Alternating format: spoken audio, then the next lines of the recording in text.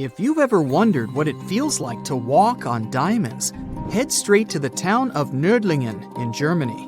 It seems like a typical fairy tale village with cute houses and red roofs, but its walls and streets are actually studded with over 72,000 diamonds.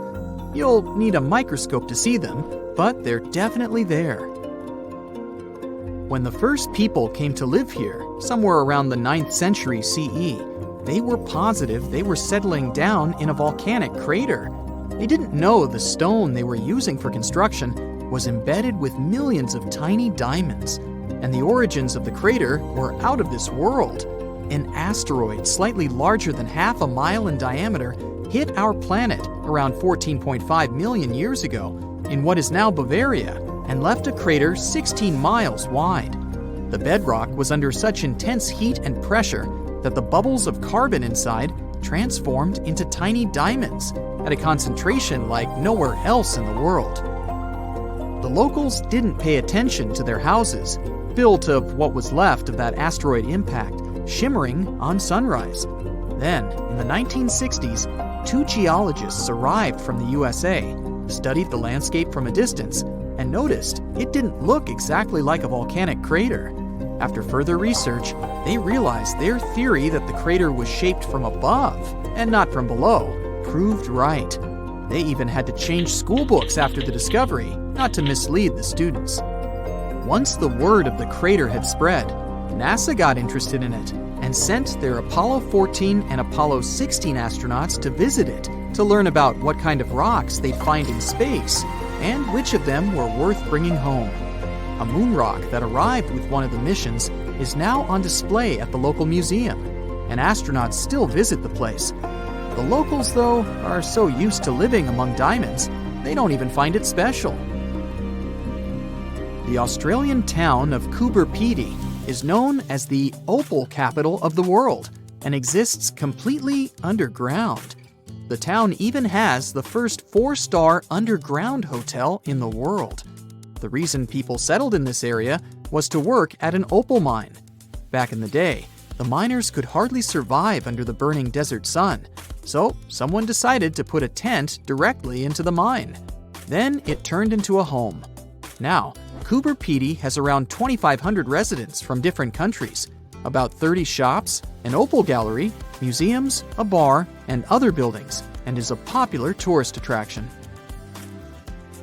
The town of Monowi, Nebraska in the USA has a mayor, a clerk, a treasurer, a librarian, a tavern keeper, and a bartender. Yet, the population is officially just 1. Elsie Eiler has been doing all those jobs, paying taxes to herself and voting herself for mayor since 2004. Back in the 1930s, Monowi had a population of 150 people, grocery shops, and restaurants. When farming conditions got worse, people started leaving family by family until it went down to 1 person. If you feel like saving some money on house construction, look up some property in the Spanish town of Centenil de las Bodegas. 3,000 residents live under and into the sides of the Cadiz Mountains and use them as natural walls and ceilings. The first settlers moved in here back in prehistoric times.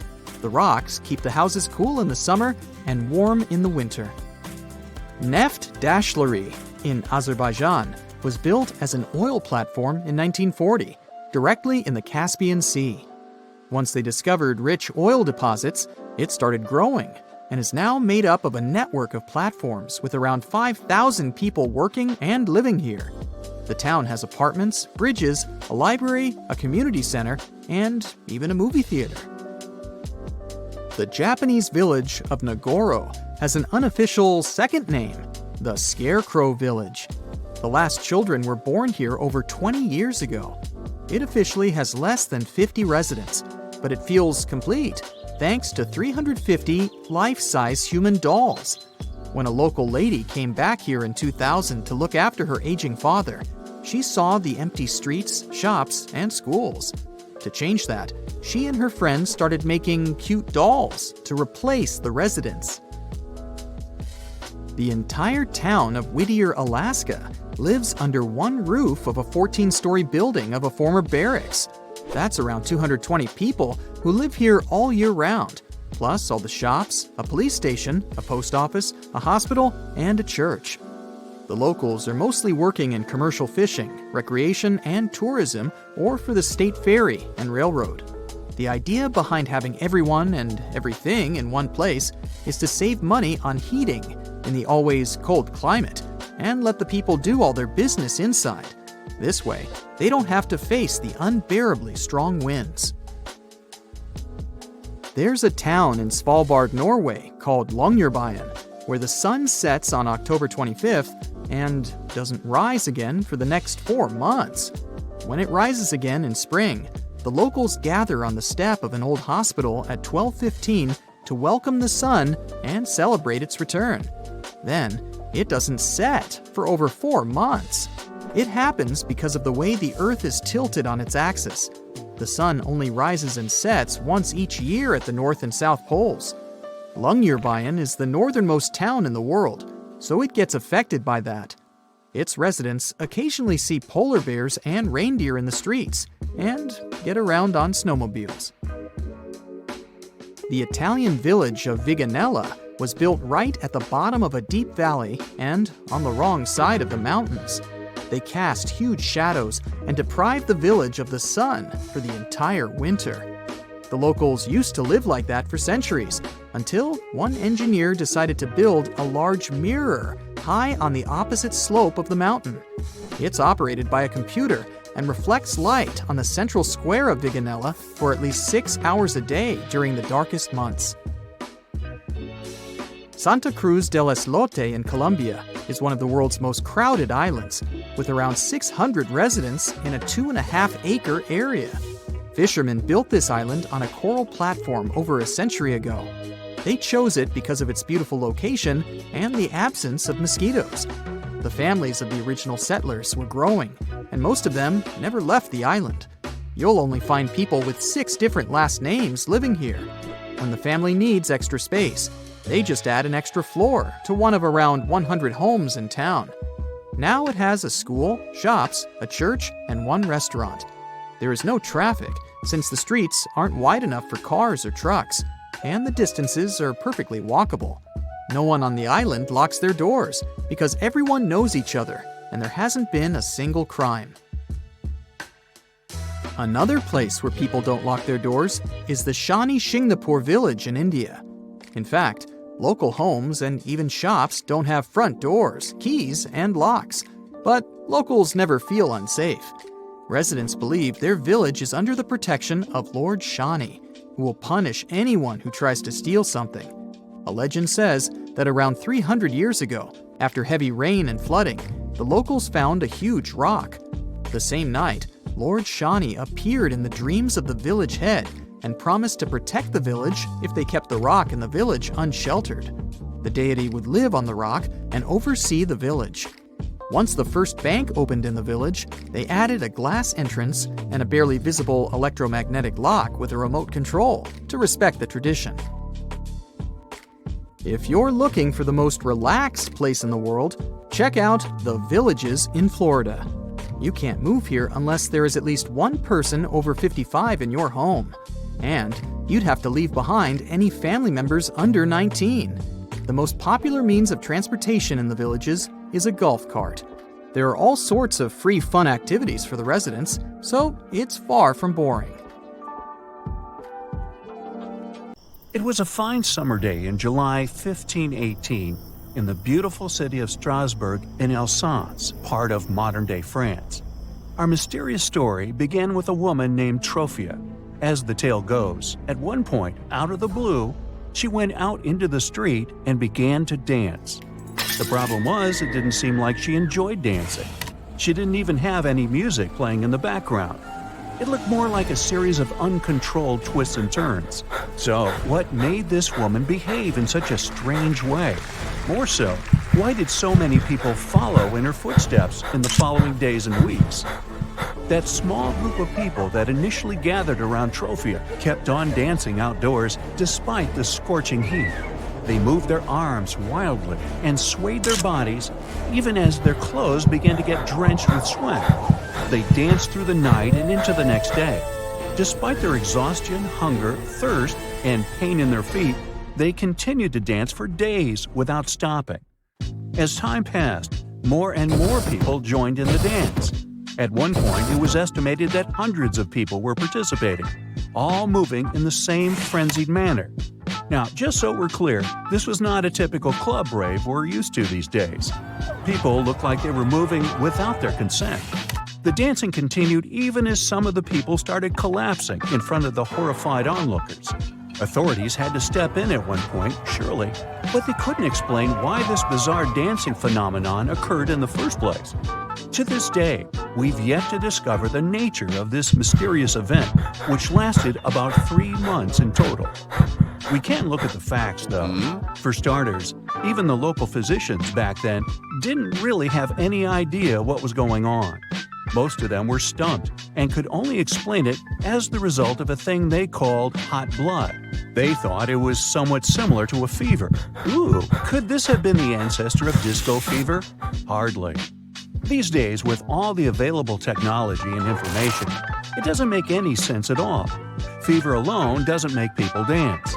Physicians and local authorities thought that the best and only way to cure this behavior was for the individuals to dance until this fever, this urge, simply disappeared. Locals even set up a stage and brought professional dancers along with a band to provide music. The strange episode finally ended in September when the dancers were taken to a mountaintop in hopes they could request help from some sort of higher spirits that could end their misery. Weirdly enough, similar events took place in Switzerland, Germany, and the Netherlands, even before this event, but none were as large or as serious as the one in 1518. Years after the incident, Paracelsus, a physician, wrote a series of books on this dancing condition after the incident in Strasbourg. He was pretty famous for his work on using chemistry in medicine. He believed that this behavior was not caused by bad luck or unnatural forces, but instead by something in people's bodies that gave them a ticklish feeling. This is what affected their judgment and caused the movements. He basically said that the people had an extreme case of tickles. Some scientists have claimed over the years that the dancing frenzy was caused by some sort of food people may have eaten, which could have made them sick. Some of them have even suggested that the culprit might have been a fungus called ergot. This fungus grows on grains used for baking bread and has a chemical that can seriously affect people's judgment. Others don't believe this to be possible because people can't dance for days just because of their exposure to the fungus. Also, not everyone would have reacted the same way. The outbreaks of uncontrollable dancing happened in areas with different climates and crops, too. It's highly unlikely that this fungus would have been present in all these locations. Another theory was suggested by John Waller, an American medical historian, who thought the dancing phenomenon of 1518 was caused by something much simpler, people being very stressed out. He pointed out that these types of behavior could happen when people were under a lot of pressure. As a result, they start to believe in scary things and behave in unusual ways.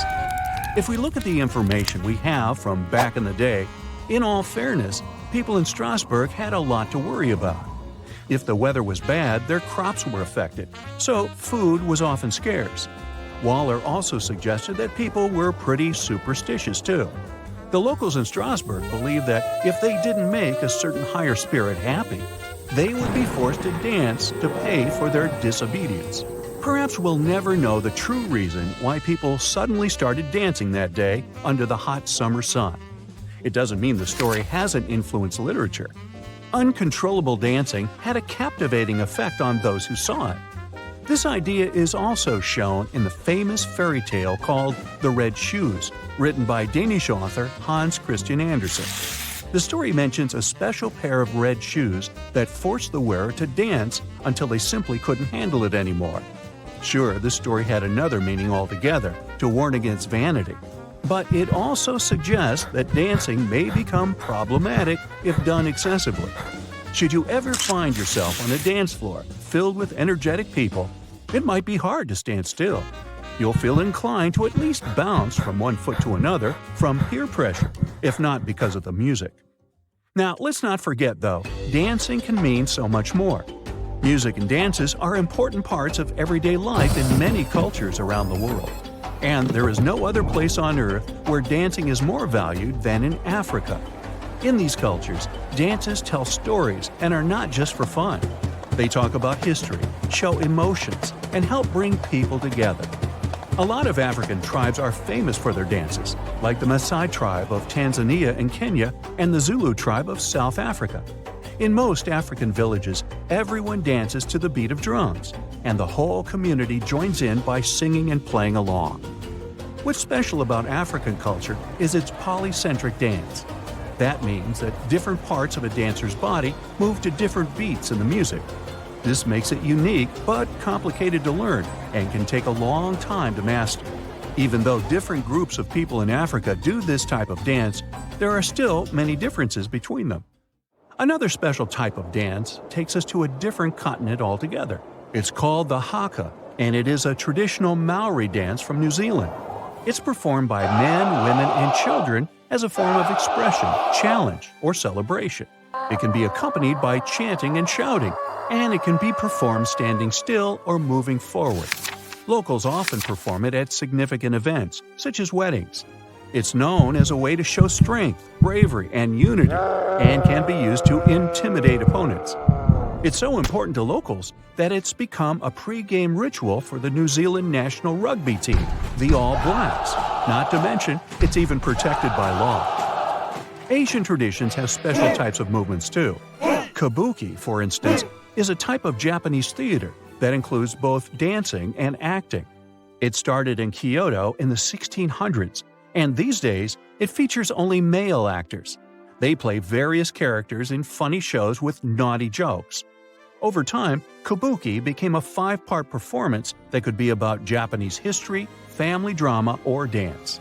The actors use special movements and faces painted with white powder and bright colors to show their emotions. The theater also has special effects, like hidden doors and a spinning stage, to make the show more exciting and keep the audience entertained for a whole day. On March 24th, European skies were dominated by a glowing, insane blue spiral. The eerie sight kept growing, expanding, almost like the whole Earth was about to get sucked into a vortex. And after a couple of minutes, poof, it suddenly disappeared. Even though it looked like some kind of extraterrestrial tech, there's actually a very human explanation behind it. Photos of this strange swirl started popping up all over Europe, with people sharing them from countries like the United Kingdom, France, Norway, and Germany. But if we really want to figure out what happened, we have to look all the way over to the United States. Turns out, on that same day, SpaceX's Falcon 9 rocket was launched from Florida at around 1:50 in the afternoon local time. So while most people in the US saw clear skies after the launch, it actually caused that strange anomaly in the European skies. And that happened because Falcon 9 is a reusable rocket. So, after launching into space, it releases what is called its payload. And by that, I mean whatever it is carrying, like a satellite. After completing its mission, the rocket itself turns back toward Earth. As it does, it ejects any leftover fuel, which instantly freezes due to the high altitude, forming a spiral pattern because of the rocket's movement. Light then reflects off the frozen fuel, making it visible from Earth. Basically, that's what the blue spiral was, leftover fuel released by the rocket in space. So, should we be worried down here on the ground? I mean, is it dangerous? Well, no. It's not like it was some kind of spacecraft accident. It's just leftovers and light. And this is totally normal for the Falcon 9 rocket. Even though it went viral this time, the same phenomenon was spotted about 4 years ago. Back then, people speculated all kinds of things, like a swirling galaxy moving across the sky, or even an unidentified, unexplained flying object. But nah, it was just one of Elon Musk's space toys. Speaking of which, his space agency is also behind another eerie sighting that's becoming more common. On clear nights, many people have reported seeing a strange string of lights moving quickly in a straight line, almost like a train of stars. Those aren't drones, and they're definitely not perfectly organized shooting stars. These strange lights are actually Starlink satellites from SpaceX. You know, that project that beams high-speed internet from space using thousands of tiny satellites, basically turning the entire planet into a giant Wi-Fi zone. But wait, satellites don't have lights on them. So how is it possible that they look so bright at night? Well, basically, what we're seeing is the sun reflecting off the satellites as they travel through their lowest orbit. And they're only visible if the sky isn't too bright. What's really impressive is that you can see this same event more than once on the same day. That's because Starlink satellites travel at a staggering speed of 300 miles per minute, and they complete one full orbit of Earth every 90 minutes. So, doing the math, that means you could spot those satellites within 2 hours of a previous sighting. Without a doubt, the beginning of the year was busy for skywatchers in the United States. In February, they got to see this stunning cloudy jellyfish shape taking over the sky. What do you think it is? If you guessed another thing related to SpaceX, you're right. This is another art created by a Falcon 9 rocket. This time, it happened because the rocket was launched during the evening twilight. The light from the setting sun bounces off the rocket's smoke trail, creating this amazing effect. Now, let's move on to Italy, where another creepy event occurred. It was a stormy night, and suddenly, way up in the sky, a giant glowing red ring flashed for just a split second. Nope, it was not an extraterrestrial portal. This is something called an ELV. This happens when a powerful lightning strike sends out an electromagnetic pulse that hits the ionosphere, which is a super high up layer of our atmosphere. When this happens, nitrogen atoms up there get excited and glow red, creating a massive but super quick light show. Another red phenomenon happened in Scandinavia, but instead of a ring, it was more like a streak of light. This is known as a stable auroral red arc, or SAR. Despite the name, it's not an aurora. It's something much rarer. This phenomenon happens when the Earth's magnetic field, which acts like a big protective shield, gets disturbed. This disturbance causes some gas in the atmosphere to get super hot, thanks to a huge electrical current around the planet.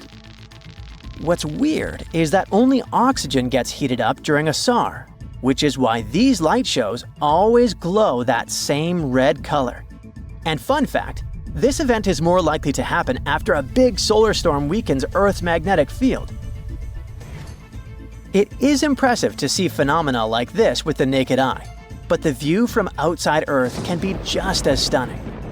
In 2022, an astronaut aboard the International Space Station spotted two bizarre blue blobs of light glimmering in our planet's atmosphere. They happened at the same time, but they weren't related at all. One of them was a massive lightning strike that hit right next to a large circular gap in the clouds. The lightning lit up the surrounding cloud walls, creating a glowing ring around the hole. Another one was caused by the moon. The way the moon was positioned made the sunlight it reflected pass through Earth's atmosphere, creating a bright blue blob with a fuzzy ring around it.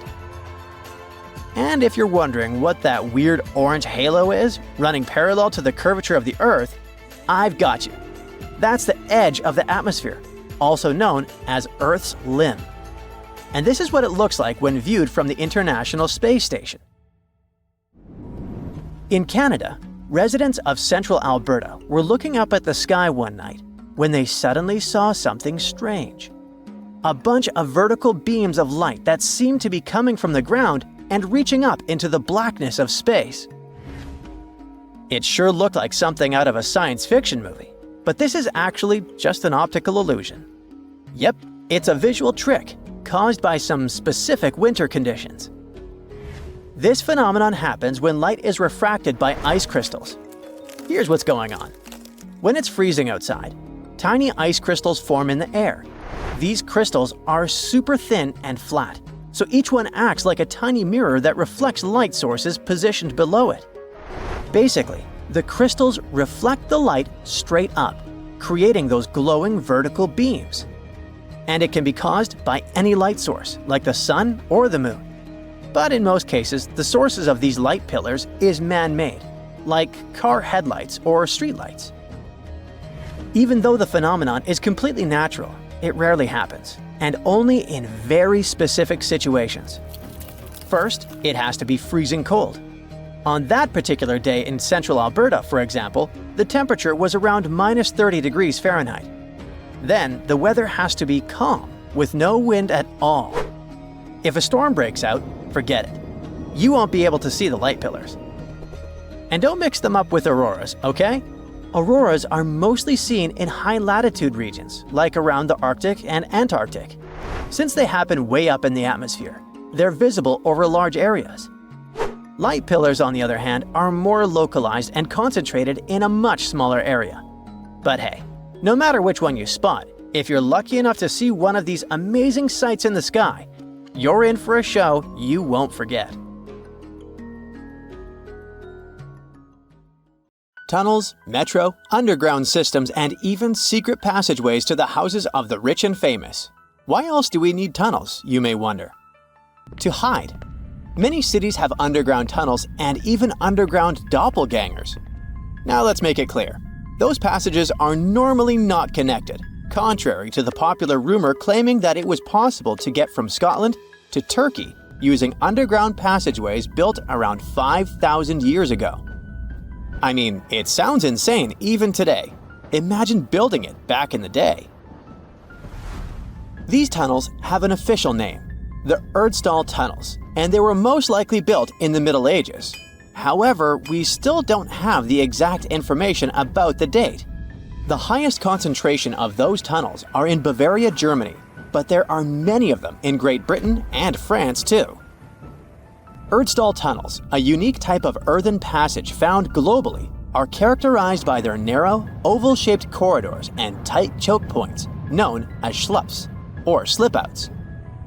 Despite speculation, their purpose remains a mystery. However, some of those tunnels have fireplaces and even vents, which might mean those were used primarily for shelter.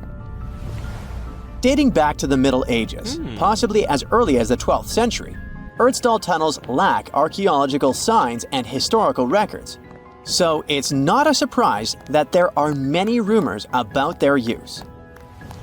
Some scientists are sure those were storage spaces, though their narrowness makes this impractical. Another idea is that they provided hiding spots for farmers during tribal raids. However, their single entry point raises doubts about their effectiveness in evading threats. Now, if you're feeling like Indiana Jones and want to venture into those tunnels, you're in luck.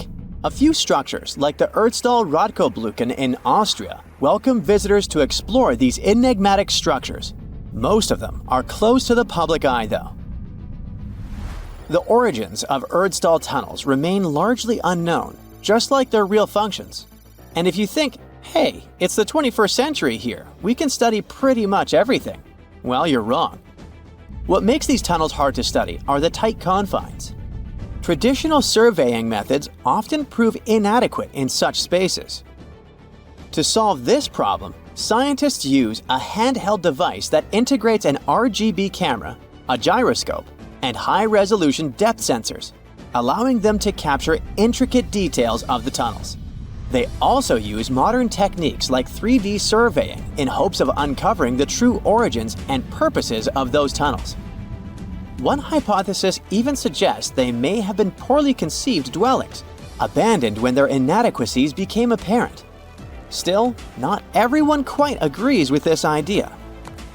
Other theories suggest they served spiritual purposes, while the most intriguing idea speculates that those tunnels may be remnants of extraterrestrial civilizations. Experts believe they may have been used for practical matters, such as granaries or hiding spots from looters. As we don't have exact info on who built it and when, it may be pretty much anyone, even a sloth. Nope, I'm not a lunatic. Sloths can build giant tunnels. Check this out. In 2009, a farmer in southern Brazil was driving his tractor through a cornfield when it suddenly sank into the ground. He quickly discovered he had broken through the top of an underground tunnel. When researchers came to investigate, they found a tunnel around 6.5 feet high and the same 6.5 feet wide, extending about 50 feet long, right beneath the farmer's house. When they looked closer, they instantly saw deep claw marks on the walls. That was the proof the tunnel wasn't human-made. So that thing the farmer uncovered was a megafauna paleoburrow, a prehistoric tunnel dug by ancient creatures like giant ground sloths or giant armadillos from over 10,000 years ago. I know, it's hard to imagine those beasts, but let me help you. Take a hamster. Now, increase it to the size of an elephant. Don't forget, this 13-foot tall hamster could also walk on 2 legs. During their time, around 15 million to 10,000 years ago, many species of sloths and giant armadillos roamed the Americas, some even digging similar tunnels. Today, many of these tunnels are filled with sediment, though some remain clear, similar to the one the farmer discovered. This 2009 find sparked significant interest, leading to the discovery of over 1,500 paleoburrows across southern Brazil, making it the era with the highest concentration of such sites worldwide. But no one knows exactly why there are so many of them in southern Brazil. While some paleoburrows exist throughout South America, none have been found in North America, which is weird since those huge sloths roamed the entire continent. The exact purpose of these large tunnels remains a mystery, but scientists believe they may have served as nursing spaces, temperature regulation, or hibernation areas. Tunnels likely developed over centuries as successive generations of sloths and armadillos expanded them. Now, let's take a look at fugus. No, not the Japanese fatal delicacy, and no, not a town in New Guinea. To see them, we gotta travel to the UK.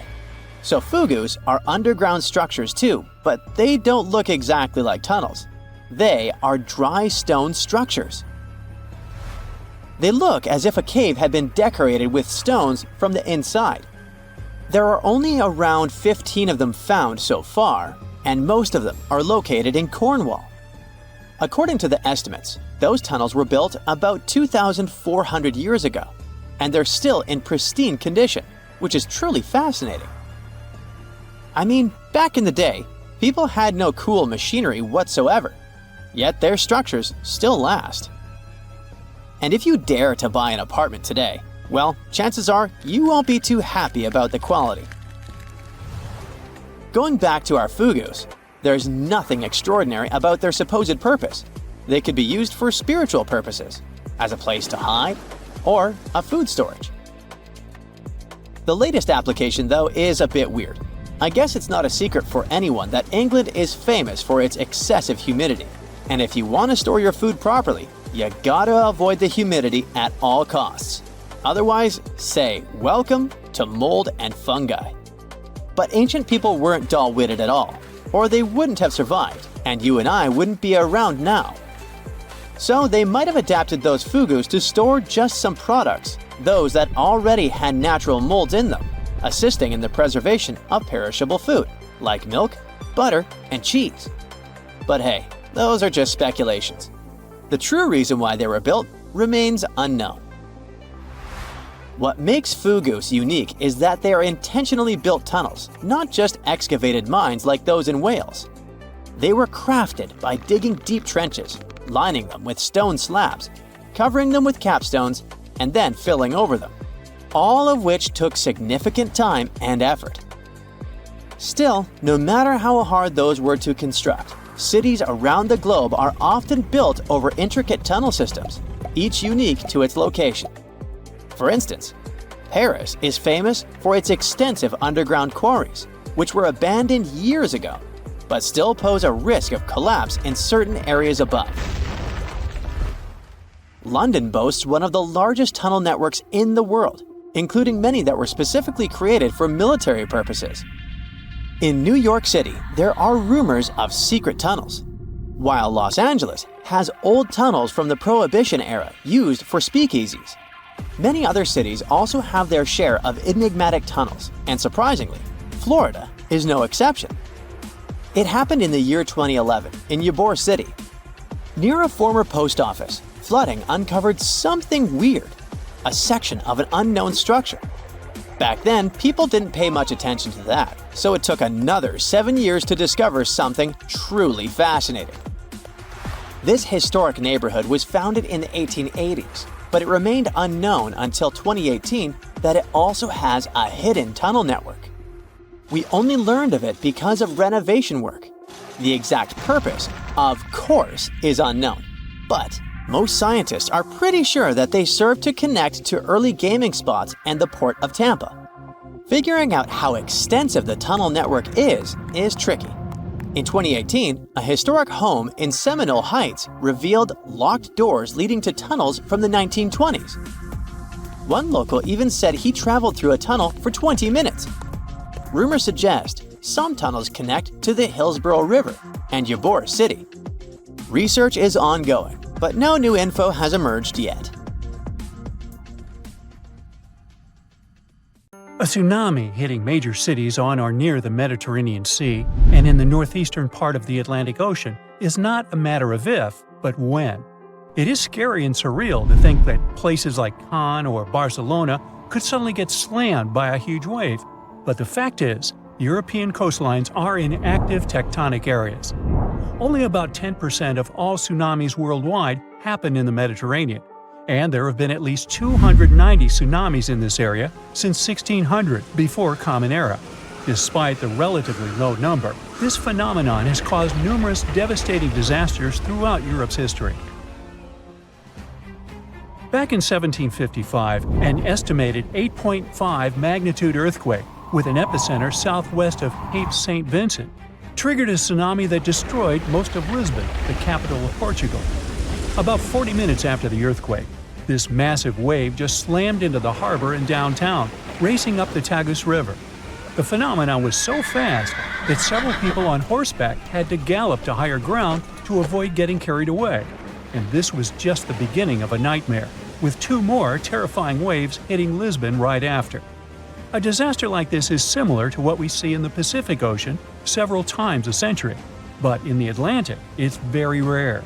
This type of major tsunami is expected to happen every 3 to 5 centuries, but now it could happen tomorrow. Marseille in France, Chipion in Spain, and other cities are on the list of important locations that could be flooded soon, with a roughly 100% chance of being hit by a tsunami in the next 30 years. Statistics show that the wave will probably be more than 3 feet high. I know, it doesn't sound like much, especially since when we think about tsunamis, we imagine terrifyingly tall waves, like the one that hit Lituya Bay in Alaska. In that case, the wave was over 1,700 feet tall. But we must remember that even waves only 19 inches high can be dangerous to swimmers. Because it's not the height of the tsunami that matters, but also the flow and movement of the water. Not to mention the flooding, which can damage beaches, harbors, and streets. If the coastline has a small harbor and the waterfront is exceptionally low, like Cannes, this natural disaster might be much more dangerous. Tsunamis around 6 feet high can lift cars off the ground, while smaller waves can create walls of water traveling at 40 miles per hour. Plus, there are these smaller events that might not wreck everything, but still can cost a ton of money. For example, large sandbars that move around on the ocean floor, like sand dunes shifting in deserts. They can mess up pipelines or deep-sea cables for internet and communications, and that ends up costing businesses and governments millions of dollars. That's why organizations like UNESCO are worried about the possibility of a dangerous tsunami hitting Europe soon. So they're doing everything they can to prevent apocalyptic scenarios, like what happened in 2004 when an earthquake off the coast of Sumatra, Indonesia, caused waves over 100 feet high in coastal communities, resulting in over 200,000 lives lost. And let's not forget about 2011, when an earthquake off the coast of Tohoku, Japan, triggered a tsunami that reached about 6 miles inland and caused a major nuclear accident at a power station along the coast. Over 16,000 people lost their lives in that tragedy, and the event resulted in billions of dollars in infrastructure damage. These disasters were huge wake-up calls, and we've come a long way since 2004. We're much safer today, largely because the tsunami warning system is highly effective at quickly detecting this dangerous situation. Unlike many other natural phenomena, a tsunami can be anticipated. We may only have a few minutes to act, but if we all know what to do, many lives can be saved. And in most parts of the world, sirens are commonly used to alert people to tsunamis. To sound the siren as early as possible, initial tsunami alerts usually rely only on seismic data. First, specialists receive information about an earthquake. Seismic waves travel about 100 times faster than tsunamis, so they have enough time to analyze the data and see if the earthquake might have generated a tsunami and whether they should issue an initial tsunami alert. At U.S. warning centers, for example, scientists typically issue initial alerts within 5 minutes of an earthquake. If a tsunami is suspected, these alerts may also include information about wave arrival times, recommended actions, and potential impacts.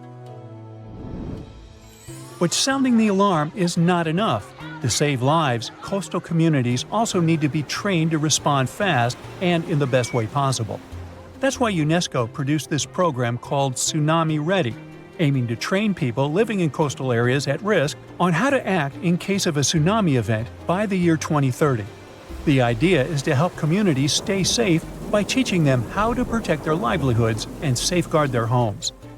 Being recognized as Tsunami Ready by UNESCO doesn't mean a community is tsunami-proof, of course. It's more like a recognition that they have adopted all possible measures to mitigate tsunami risks. So authorities are helping communities to prepare themselves by installing evacuation signs, establishing security procedures, and creating plans to warn tourists. Like Spain, which distributed tsunami warning signs along the entire coastline, as well as signs showing evacuation routes to higher ground. And Spain better be prepared. I mean, only 7 tsunamis have hit the country since the year 365, so it's difficult to predict the effects of such an event. But they could be devastating, considering that Spanish coastal areas are so economically important. There's also a danger zone in the Averroes Fault, beneath the Abhorrent Sea. If an earthquake happens at this point, people will have only 21 minutes to escape a tsunami. UNESCO has also established 12 tsunami warning centers, which cover Europe as well. This initiative involves 5 centers located in the Mediterranean and Northeast Atlantic regions. These centers can save thousands of lives because they monitor ocean disturbances 24/7. Then, after analyzing the threat, they send out messages based on the event's potential to cause a tsunami. The intensity scale ranges from no effect to completely devastating. And by that, they understand that nearly all brick buildings could be demolished by waves, and even the most reinforced concrete structures could suffer heavy damage. Now, so far, we have mostly talked about tsunamis caused by earthquakes along converging tectonic plate boundaries. In fact, earthquakes have accounted for over 80% of tsunamis since 1900. But tsunamis can also result from landslides, volcanic eruptions, and even meteorite impacts. Experts are also worried that with the current changes in climate, we might see more of meteor-tsunamis popping up in the Mediterranean. These ones are triggered by freaky weather conditions and can mess with any coastline that's got a shallow seafloor. They might not be as huge or famous as the earthquakes ones, but they can still cause significant property damage and put people in danger. For instance, in 2006, a meteor tsunami struck the harbor of Ciutadella on the Spanish island of Menorca. Yachts were tossed into each other and later stranded on the harbor floor as the water receded, resulting in tens of millions of euros in damage. Unfortunately, meteor tsunamis in the Mediterranean tend to be stronger during summer, so if you're planning to spend your vacation in Europe, stay alert for any signs of dangerous waves. If you suddenly encounter a tsunami moving in your direction, remember this is the time to react. Move to higher ground as far inland as possible. Pay special attention to any emergency alerts and information, and follow the guidance of local authorities. Most importantly, do not wait around taking photos. Leave the area as soon as you notice any signs of this danger event, or if you hear an official tsunami warning. Hey, stay safe. So look at this narrow passage between the north of Morocco and the southern part of the Spanish region. It's called the Strait of Gibraltar. There are only 8 miles between the two continents, but for some reason, there's no bridge, despite people having been dreaming for centuries about connecting these two regions. There are places in the world where a bridge over water stretches for a much greater distance. For example, the Lake Pontchartrain Causeway near New Orleans, Louisiana, goes for 24 miles, which is 3 times the length of the hypothetical bridge between Africa and Europe. That's listed in the Guinness Book of World Records as the longest continuous bridge passing over water. It consists of 2 parallel bridges and connects the urban area of New Orleans with small settlements in the north of Lake Pontchartrain. 9,000 concrete piles hold more than 1,000 decks above the water. This large-scale structure was built in the middle of the 20th century. It only took 14 months from the start of construction to its completion. American engineers created a unique technology for attaching concrete piles to the base of the bridge, and this bridge is still functioning. So, what's the problem with building a shorter bridge to connect Africa and Europe? Let's first find out the value of the 8-mile bridge that could connect 2 continents and the reason why everyone is talking about it. In fact, the value of such a bridge would be enormous. Diamonds, oil, minerals. Africa is full of valuable materials, and Europe is happy to buy these things. This theoretical bridge could allow people to transport things for trade quickly and comfortably. But now, the exchange of goods between Africa and Europe is only possible thanks to airplanes and cargo ships, and airplanes are extremely expensive because of hefty fuel price tags. In addition, air travel is often delayed because of bad weather. There are long customs procedures and transportation from the airport to the destination. Ships can also be a problem. The narrow area of the Mediterranean Sea, where the 2 continents are closest to each other, is a dangerous place because of storms and strong currents. The transportation of your diamonds is highly dependent on weather conditions. The second advantage of such a bridge would be the creation of tens of thousands of jobs. People from Europe and Africa would build hotels, ports, parks, and even small towns for each other. The coastal parts of both continents would become a new economic center. And just imagine how much investment those places would attract. Europe and Africa would be much closer than ever before. You could drive from a small Spanish town to a safari park in northern Morocco, buy Moroccan tea, get some argan oil, and go home for the evening. Or you could take a high-speed train across the beautiful Mediterranean Sea. People would open hundreds of restaurants, amusement parks, shopping malls, and a museum next to this bridge. But, unfortunately, it's impossible to build such a bridge, at least at the moment. And here's why. The main problem is the Strait of Gibraltar itself, because of its strong currents and seismic activity. How can you start large-scale construction if, in a couple of days, an underwater earthquake can trigger giant waves and take all the ships underwater? Even if you build a bridge, rapid streams of water that constantly change direction can shake the entire structure and tear the connecting parts of the construction. The bridge over the Strait of Gibraltar must have a strong, sturdy system that will withstand seismic activity. Huge resources are required to create such a complex structure. Despite the dangerous passage between the 2 continents, it remains one of the busiest points in the world. It's the only place on the planet connecting the Mediterranean Sea and the Atlantic Ocean. About 300 ships pass through this area every day.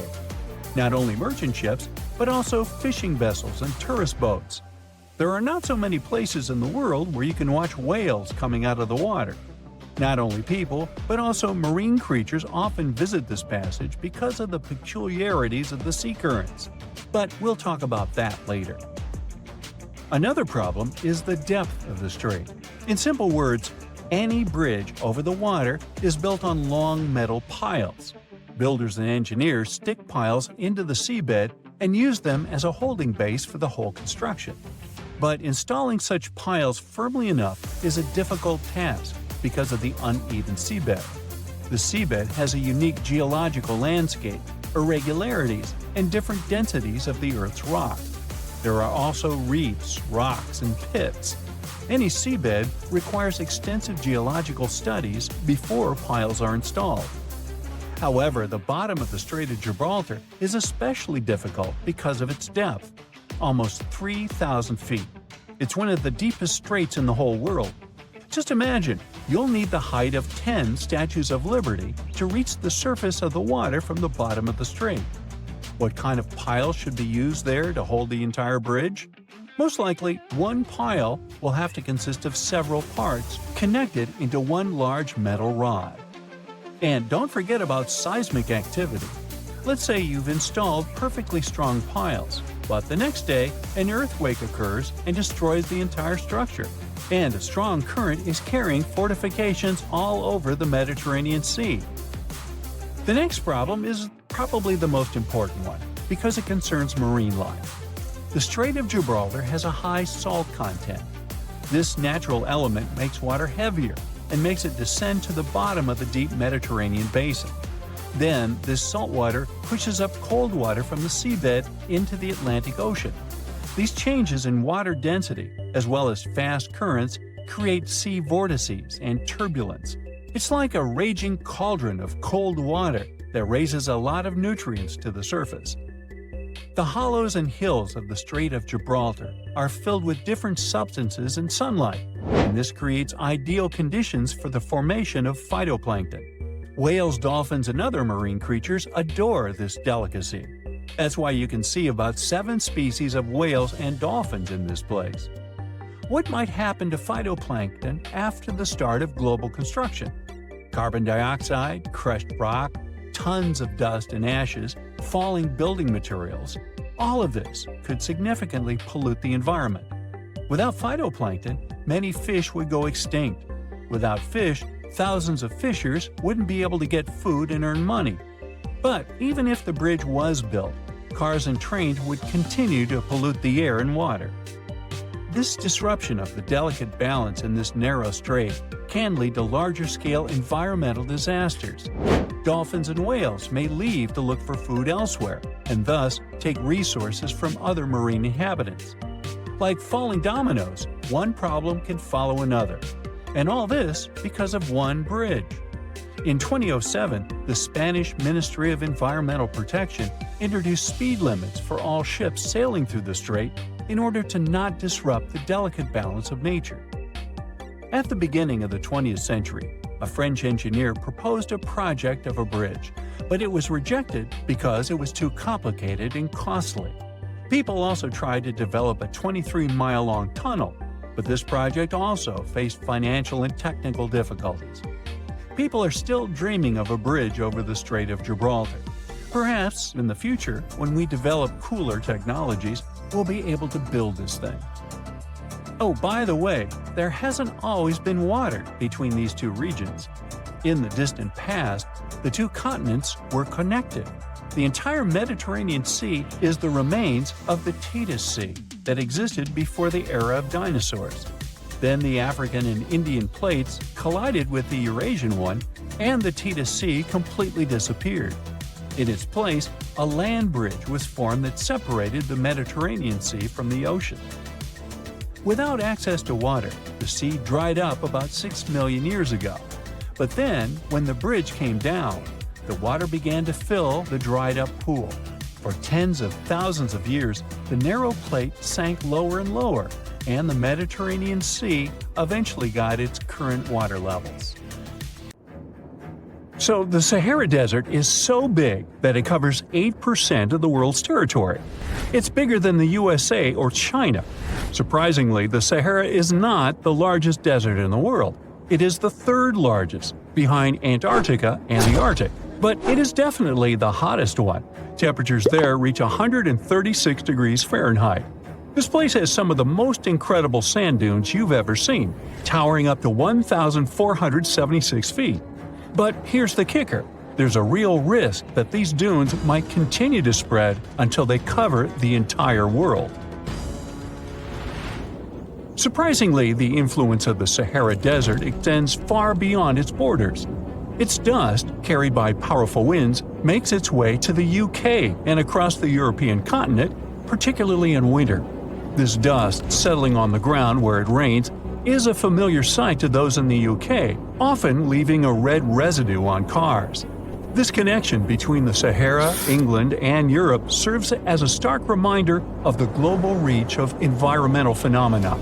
You might think this is not a big deal, but it could turn Europe into a desert, leaving its soil infertile and Europeans with no food. Soil is a fundamental aspect of human existence, just as crucial as clean water and air. Without it, we're left with nothing but a bleak and barren landscape. The Sahara Desert has already made its jump across the Mediterranean Sea, which is concerning and could change the landscape forever. 1/5 of Spain has already turned into a desert. The next victim is Italy, which also faces the problem of desertification. In fact, almost all European countries have the same issue. According to an expert, the land that has not changed for nearly 2,000 years will become mostly rock, and people living on this land will be gone.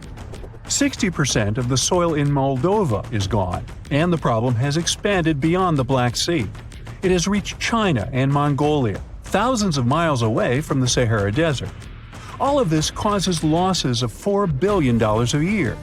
The threat is so significant that even the UN has gathered the necessary resources to solve the problem as soon as possible. Italy is sending help to Africa to stop the Sahara Desert from expanding. If this process does not stop in the next 10 years, millions will be forced to leave their homes. The Sahara Desert is growing for approximately 30 miles per decade. You do the math and see how long it will take to cover Europe. Since 1920, the Sahara has expanded by around 10%. But not all hope is lost because more than 172 countries have joined to put a stop to the desertification of the world. The World Food Program is a project that aims to help bring back green land that was once present in the Sahara. When they told people who called the Sahara home what they were about to do, the latter basically laughed in their faces and said it was impossible. But when you have a specific goal in mind, the impossible becomes possible. If we traveled back around 5,000 years into the past, we would see a beautiful forest with lush green trees and grass. Africa's climate has been changing for 21,000 years, from fantastic greenery to uninhabitable deserts. This has to do with Earth's rotation and the monsoons that bring water to this dry continent. But with the help of scientists and some clever tricks, we can bring the greenery back and stop the Sahara in its tracks. The Senegal River serves as a border between the Sahara Desert, Senegal City, and Mauritania. When you look at this area from space, you'll see how the desert is expanding to Senegal because the vegetation along the riverbank is almost non-existent. Forests can serve as a barrier, stopping the sand from getting blown away and the desert from expanding. An effort to create a great green wall is being made, and how they do it is actually quite impressive. Nothing has been growing in the currently restored area for more than 40 years, making locals find other places to call home. People were thrilled when they saw that the land could be restored. They're very committed and learn to work with the soil and grow food. At the same moment, more than 30,000 hectares have been restored and transformed into lush greenery. The Sahel region is the starting point of desertification, and it is crucial to establish a green wall in that area first. To make this wall is not rocket science, since it only takes a few simple steps. The ground there is baked by the sun and is hard as a block of concrete. If you've ever poured water on concrete, you know that it just flows away. It doesn't stay in one place. So they had to create water-retaining half-moons that would hold the water and make it available to plants. When you learn about how these half-moons work, you might say, how did they not think of that sooner?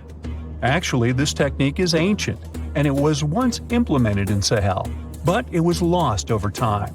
When the rain falls, the water is collected into the half-moons that are positioned a bit lower than the ground below contour lines. There is also a kind of bank at the end of the shape that prevents water from overflowing. And in the middle, there are plants that are happy because they have plenty of water to thrive. Also, it's essential to grow native plants that are kind of used to harsh conditions, like sorghum and millet. These plants have been surviving there for thousands of years and produce a good amount of biomass, which means the land can be rehabilitated faster and people will have food sooner. The water that will enter the half-moons won't be lost. It will penetrate the ground and top off underground waters. This will ensure the ground that H2O will never run out and that future generations will have usable aqua. This brilliant planting technique is not limited to half-moons. People also create lines and plant various vegetables, such as tomatoes. Next, there are places only for trees, like lemons or oranges. After a long hot day, nothing is better than a freshly made cold lemonade. The trees will also protect the soil, and with some luck, there will be a new forest in the Sahara Desert. The goal is to copy the forest dynamic. Start with small plants and gradually expand to bigger plants that are more useful than the tiny ones. They are aiming to plant more than 10,000 trees. Right now, many people are leaving the Sahara after the rainy season, going to cities or leaving Africa altogether. At this time of year, villages are like ghost towns. Only animals can be found there. Most people are gone. I mean, who would blame them? Nobody wants to live in the sand where nothing grows. Luckily, with all this new, old technology being developed, many people are slowly but surely returning to their land and starting to work in agriculture. The best thing is that there are no brutal winters, so plants grow 12 months a year, and people can always have food. People are becoming more social because now everybody stays in their villages and doesn't travel much. If this project works out, Africa will be saved, and the world won't turn into a giant desert. If you're planning a trip across the Atlantic, you should prepare for more than just the jet lag. Depending on where you land, life in Europe can seem a bit unusual. So it's best to do a bit of research before you travel. Speaking of quirky little differences, one of the first things you may notice is the lack of AC. Hope you like fresh air because central air conditioning isn't everywhere like you might be used to. In Europe, you might find that someone's flat, office, or even a full restaurant doesn't have an AC unit. That's because some Europeans rely solely on their windows to get a breeze. However, bigger places like grocery stores and malls usually keep things well ventilated. Water in European restaurants is not always free either, even though this is common practice in the US. Sure, you'll get a fancy glass bottle at most places, but you'll also see it on your bill. More so, if you ask for water, be sure to specify if you'd like it still, because you might get sparkling water instead. Forget about getting a glass full of ice water too. You might get cold water from the fridge, but Europeans don't do the whole tons of ice thing like they do in the US. If you enjoy sightseeing on a budget, you know how helpful those public toilets can be. After walking for hours, it's great to stumble upon a bathroom where you can freshen up a bit. Well, you better have the equivalent of 50 cents or so in your pocket, because in many European countries, you've got to pay to use these public restrooms. Even fast food restaurants might charge you for the privilege. The best workaround is to head to a mall. Their restrooms are usually free. Also, in the US, bathroom stalls often have a gap at the bottom. Some say this design was chosen for cleaning purposes and accessibility. In Europe, however, stalls tend to reach the floor for more privacy. Name days are also kind of a big deal in Europe, despite not being so popular in the US. Each day of the year is like a mini birthday celebration for someone with a specific name. Europeans who follow this tradition see it as a second birthday, and even some take it more seriously than their actual birthday. Even the way we perceive things can be totally different depending on where you're from. Take a 100-year-old building in Europe that's practically brand new, but in the US, it's considered old. Depending on who you ask, some Americans might even consider an object that is 200 years old to be ancient. Europeans reserve this word for something that comes from a time before the Middle Ages. However, when it comes to distances, it's quite the opposite. Europeans might find driving 100 kilometers, or about 60 miles, to be a lot. while for Americans, that's a short trip. It does make sense if you think about it though, because Europe is way more crowded. In fact, the entire European Union is only about half the size of the US. Either way, Europeans are always on the move, whether it's inside their continent or jetting off somewhere else on the planet. It's probably because most European countries are so small by comparison that people grow up thinking it's normal and easy to cross borders all the time. Even the appliances tend to be different when comparing the two regions.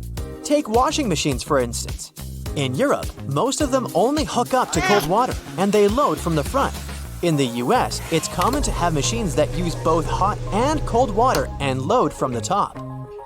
On that note, make sure to research the type of electrical plug used in your European country of choice before traveling. You might find you'll need special adapters to be able to use your phone charger or curling iron while on holiday. Thankfully, most hotels are prepared for these issues and can offer adapters on demand, free of charge. Fridges might seem a bit different too. That's because tiny ones are the norm in Europe, except for large families who invest in bigger fridges and freezers. It's not all bad, especially if you enjoy sharing groceries with roommates, less food wastage, and more frequent trips to the store for fresh food. Might also want to polish your metric system knowledge before heading to Europe too. Everyone there is using meters, grams, liters, and Celsius. Sure, people in the US might learn the metric system in school, but they stick to the other system for their everyday lives, with yards, miles, pounds, and Fahrenheit. Make sure you also double-check dates and times before making any reservations. Europeans write their dates like day, month, year, while Americans flip it to month, day, year. Also, in the US, the week usually begins on Sunday and wraps up on Saturday. But in Europe, it starts on Monday and ends on Sunday. Be on the lookout for the different time format too. In some countries, if someone says it's 14, that translates to 2 o'clock in the afternoon. Even advertising might seem a bit different when you first land in Europe.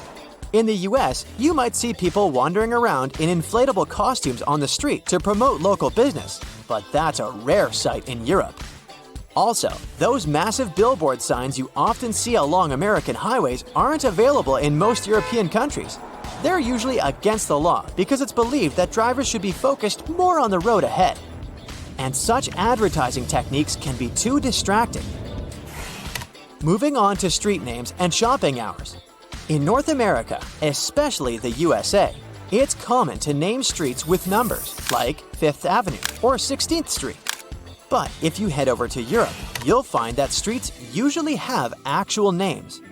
In some really rural spots in Europe, you might even stumble upon roads with no names at all. In Europe, there's also a cool tradition of naming roads that connect cities after the city they lead to. Shopping hours in Europe can be a bit confusing too, at times even frustrating. You've probably heard of the siesta in Spain, with some Mediterranean countries having similar customs. It's when shops and businesses take a little afternoon break. Smaller venues in European cities might close up for lunch breaks or have shorter hours on weekends. Some might even stay shut altogether on specific days. It's best to check out the local schedule if you're planning some retail therapy while traveling in Europe. Those shopping hours can really affect your plans and how easily you can get your hands on the stuff you need. While Americans tend to smile more, even to strangers, it can seem a bit unusual to people from other countries. There's a reason behind it though. You see, over the years, the US became this melting pot with people coming in from all over the globe. Being friendly and agreeable became crucial to bridge the gaps created by different cultures and languages. Sometimes it's more helpful to be nice than to be brutally honest. TV watching preferences can also seem different in Europe. Take Norway, for example, where you'll find this cool concept called slow TV. You know how we sometimes zone out in front of a show for hours? Well, Norwegians have turned that into a national sport, if you'd like. Think of it as the visual equivalent of background music. None of us get glued to the screen watching hours of wood burning or knitting marathons. But you might want to check it out when you need some background entertainment that doesn't demand your full attention. Speaking of taking things slow, you might have also heard about a concept called Hygge. It's this whole way of life up in the Nordic European countries. Some think these life principles could be the secret to happiness. It's about creating a life that's free from annoying or overwhelming stuff. It's also about prioritizing your relationships and striving to always have a positive attitude. Experts found the oldest lakeside village ever discovered in Europe underneath the waters of Lake Ohrid in Albania. The lake itself is ancient too. It's said to be one of the oldest lakes in the world. Before this discovery, a village in the Italian Alps held the record. It was about 7,000 years old. But radiocarbon dating shows that the village under Lake Ohrid was built between 6,000 and 5,080 BCE, which means it's around 1,000 years older than any other village in Europe. Around 200 to 500 people lived in this village. It goes back to the time of the Neolithic period. In fact, these people were likely one of the first ever communities that decided to settle down. This discovery wouldn't be so interesting if it didn't have an enigma. Villagers made a wooden fortress of spikes all around their village to stay safe. But safe from what? Something mysterious. These locals went through all the trouble of building their homes on stilts over the lake and surrounding it with spikes for defense. Why did they make things so complex? That's what archaeologists are trying to figure out. Are there any other unusual settlements? Sure thing. For example, Gobekli Tepe. This place takes us back to the very beginning of permanent settlements. It also makes us question everything we thought we knew about how organized societies started. It seems like the fellas who lived there were into something pretty special, like rituals or hanging out together as a community. Around 11,000 years ago, ancient humans carved huge blocks of limestone and somehow managed to drag them to the other side of the mound. These blocks were like canvases painted with images of animals and people. They were placed in circles. Underneath these stones, you'll find the same massive pillars as the ones from the other side of the mound. Around 250 of these pillars hang out on the surface, and researchers also found around 60 of them during the dig. These are like messages from the past, telling us about people who once lived here and the stuff they were up to. These findings challenge traditional timelines and interpretations of early human society. While Gobekli Tepe has gained popularity among tourists, there's another site nearby, Karahan Tepe. It remains lesser known, but equally significant. Both sites challenge the belief that animal farming led to settled life. In fact, it appears people became sedentary first, and then they started animal domestication. They also question the traditional idea that organized societies followed the development of agriculture. These ancient sites suggest that organized communities existed before agriculture, possibly with cultic or communal rituals. These structures suggest complex, multi-purpose functions rather than just religious ones. People gathered in these places for discussion and storytelling, fostering a collective identity. These buildings might mark the beginnings of a cohesive community, showing the emergence of horizontal hierarchies and knowledge sharing. Let's move to the other side of the world. Mexico's 1,500-year-old unknown pyramids are worth talking about. These pyramids have stood strong for all these centuries, all thanks to a secret ingredient from the prickly pear cactus. With its help, indigenous builders crafted these ancient marvels. Gray volcanic rock pyramids rise like a mini mountain range. As we get closer, it becomes clear that skilled hands etched identical steps into the hard rock, forming a staircase of the largest pyramid. The two smaller pyramids, called the House of the Wind and the House of the Longest Night, share the same human touch. Legend has it that these structures hid treasures. But it wasn't until Mexican archaeologists started digging there in the early 2000s that the secrets began to unravel. The House of the 13 Heavens was built around 540 BCE to keep track of time. After all, it wasn't so easy for ancient people to keep track of dates in the days before clocks and calendars. Instead, they looked at the skies and celestial objects. Think of the pyramid as their own cosmic calendar. Its corners matched up with solstices and important dates for planting and harvesting. When you stand on the steps these days, the sun lines up perfectly with the corresponding corner. But these pyramids aren't just about telling time. Quiroz and Zapata, archaeologists on a mission, are trying to piece together the clues. They've recovered a few artifacts, and that's how they've learned that the ancient builders used the sticky substance from prickly pear cactus leaves to hold their creations together. This ancient technique is still used by some indigenous people today. One surprise after another. The House of the 13 Heavens reveals a skeleton older than the pyramid itself. Nearly a millennium older. This means that people carried this body with them for 950 years. It's another mystery. The next stop is Duna de Bologna. It's a Spanish sand dune hiding Roman ruins. This sand pile is near the edge of Europe, reaching out toward North Africa. It's more than 98 feet tall and 656 feet wide. As the winds move and the dune shifts, it reveals pieces of history hidden deep within it. Climate change boosts those winds, moving the dune even more.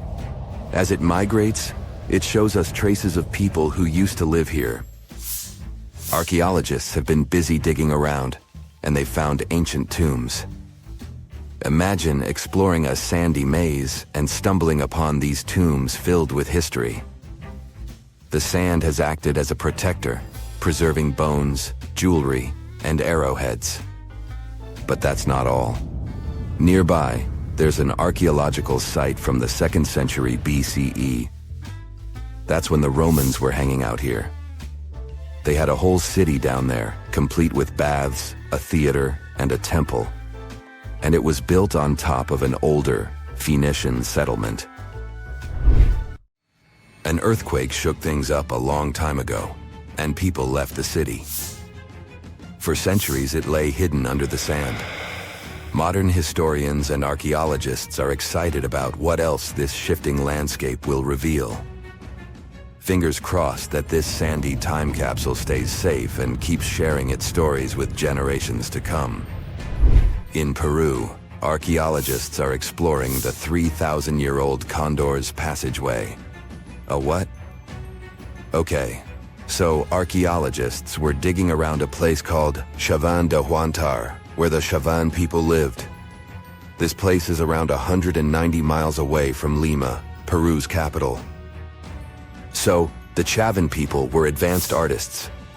They loved drawing birds and wild cats in their paintings. And they went way back, even before the Inca Empire became a big deal. They were some of the first societies that settled down and started farming in Peru's highlands of the Andes Mountains. That's more than 2,000 years before the Incas showed up. Archaeologists found a secret passage in one of the temple buildings. They called it the Condor's Passageway. It was a hidden hallway that had been locked away for ages. Lara Croft would love it there. This passage leads to other rooms inside the temple. It gives us a peek into what life was like then. Inside this hidden hallway, the researchers found some neat stuff. Like a big piece of pottery weighing as much as a big bag of potatoes and decorated with a drawing of a condor's head and wings.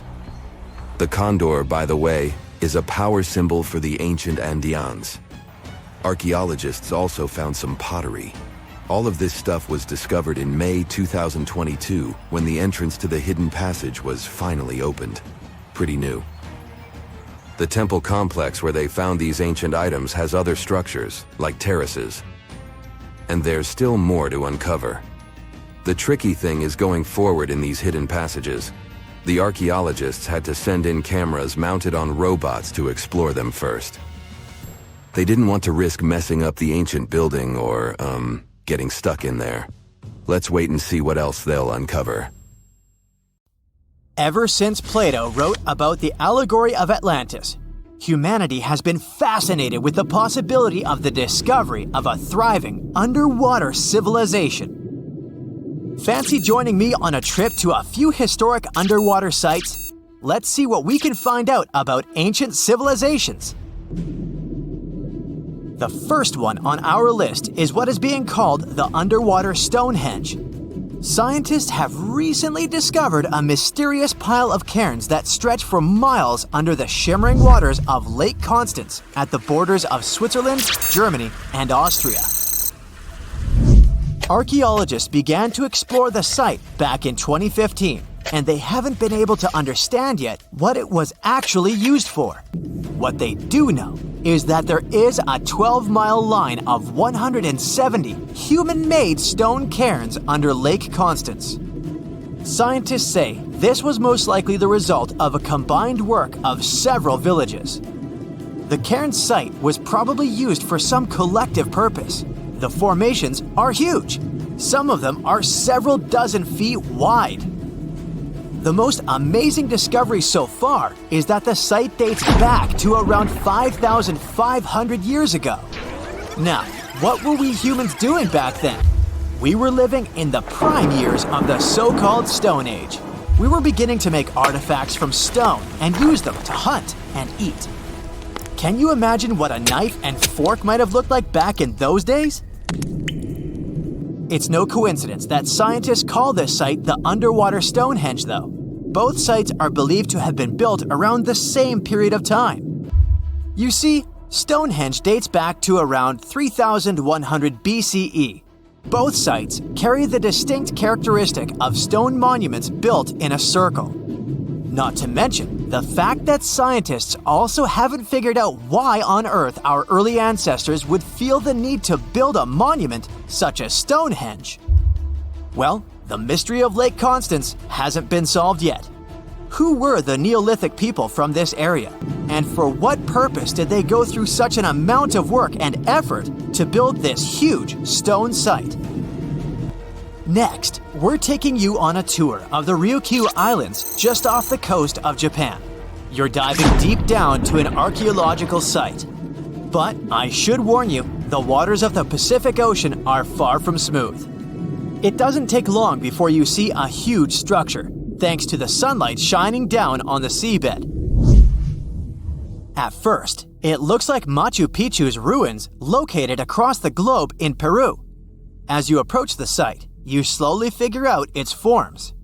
A pyramid-shaped structure, arches, staircases. It's something that could have easily been a palace or a castle. Could this be a sign of human activity? What you've just seen is known today as the Yonaguni Monument. It also goes by the name of Japan's Atlantis. The entire monument is about the size of 5 soccer fields and the height of a 5-story building. Its most surprising feature is its expanse of terraces. Explorers and scientists believe that Yonaguni might be 10,000 years old. But whether it's a human-made structure or a natural formation is still under debate. For Japan's top marine geologist, Professor Masaki Kimura, Yonaguni is the heritage of a lost civilization. Kimura has dived to the bottom of the ocean to explore the ruins over 100 times over the past 10 years. According to him, there are clear signs of human activity down there. On the monument's surface, there is a triangle-shaped concave that is a historical symbol of water fountains in the region. There's also a giant turtle carved on the eastern side of the structure. And, according to Kimura, turtles have an important cultural meaning. Several pieces of stone tools have been recovered from the site. Their estimated age is around 10,000 years. However, not all scientists support this theory. For many, Yonaguni is the result of thousands of years of erosion. The fact that the monument is composed of one massive rock leads them to believe it's not human-made. The defined edges and flat surfaces resemble a natural formation in Northern Ireland, known as the Giant's Causeway. The basalt columns look like the ruins of a palace, but they're actually the result of volcanic activity in the region. Now, you're flying to the coast of Greece, 4 hours away from Athens. More specifically, you're in the Peloponnese Peninsula. You dust off an old snorkel and head for a free dive on a bright sunny day.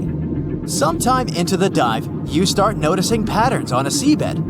13 feet below the surface, outlines of familiar objects start to appear, one by one. As you continue swimming, what looks like the outline of an entire city emerges in front of your eyes. Are you wondering how water could have taken the whole city? Rocks are perfectly aligned into what appears to be the foundation of a building. This is Pavlopetri, an ancient city you've probably heard about for the first time. It was discovered by Nicholas Fleming, a British oceanographer, when he was on vacation in Greece. He had heard rumors about Pavlopetri's existence and indeed found several artifacts on the seafloor. He went back to the area a year later with the team. They found a site filled with pots, storage vessels, and tools. A kernstone, for instance, is a tool used for grinding grains and turning them into flour. Multiple amphoras indicate that this settlement dates back to the Bronze Age, 5,500 years ago, when people started living in towns. The settlement is believed to have existed for over 2,400 years.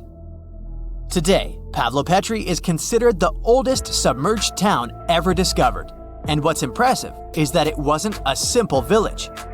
It was a vibrant port city with stone buildings, a marketplace, streets, and even squares. The next stop on our voyage is one of today's most famous underwater cities that has been turned into an archaeological park.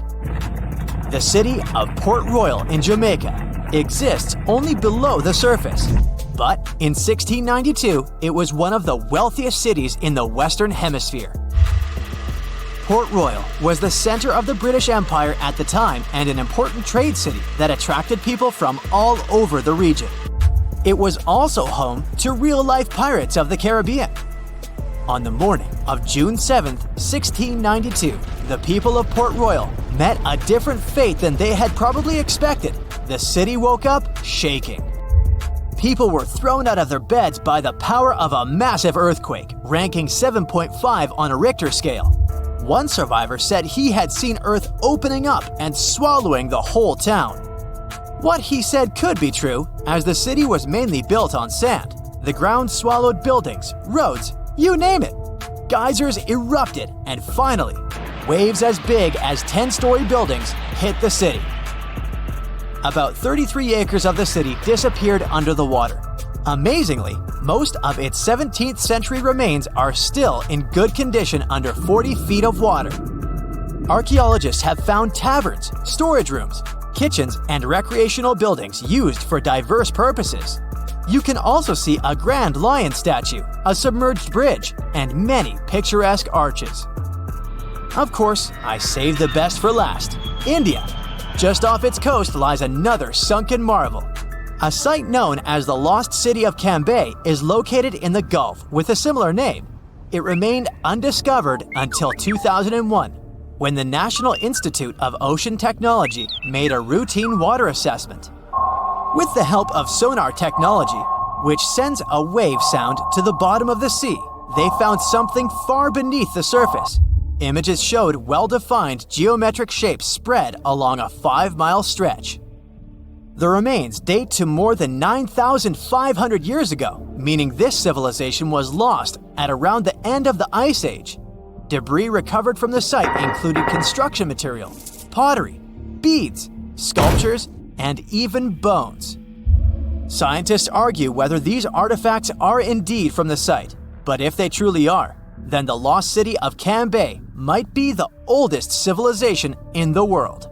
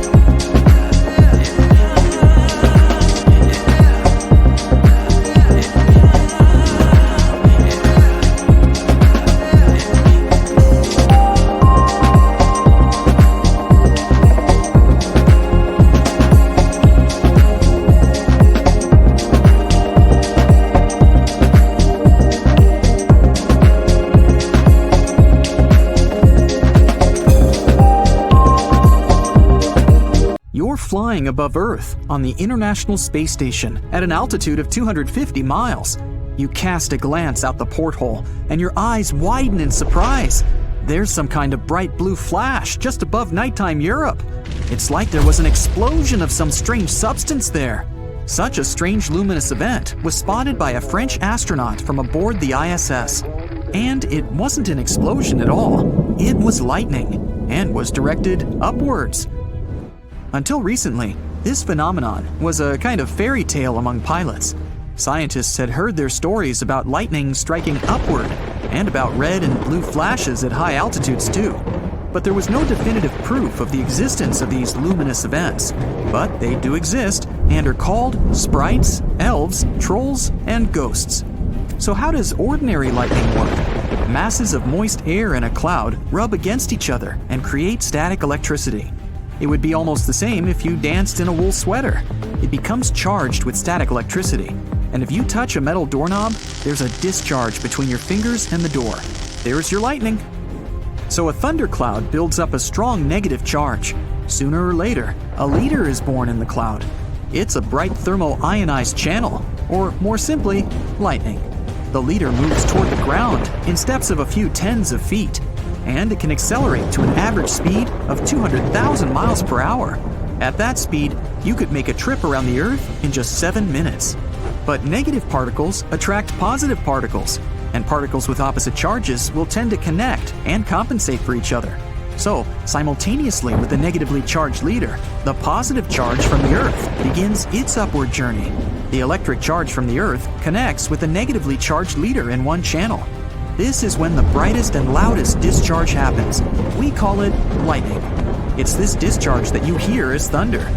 The main lightning doesn't strike from top to bottom, but from bottom to top. Yep, that is, the lightning is actually directed upward. It's as if the Earth is striking back at the thundercloud. And that charge can reach up to 30,000 amps. Your average wall outlet only has about 15 amps. And the record for the length of lightning is about 440 miles. That's more than the width of the state of Kansas. Meteorologists recorded such lightning in Brazil. It was a discharge between giant thunderclouds. And the longest lightning strike was recorded in Argentina. A single lightning strike there lasted 16.3 seconds. By comparison, you blink at 0.1 seconds. So we saw a regular lightning strike.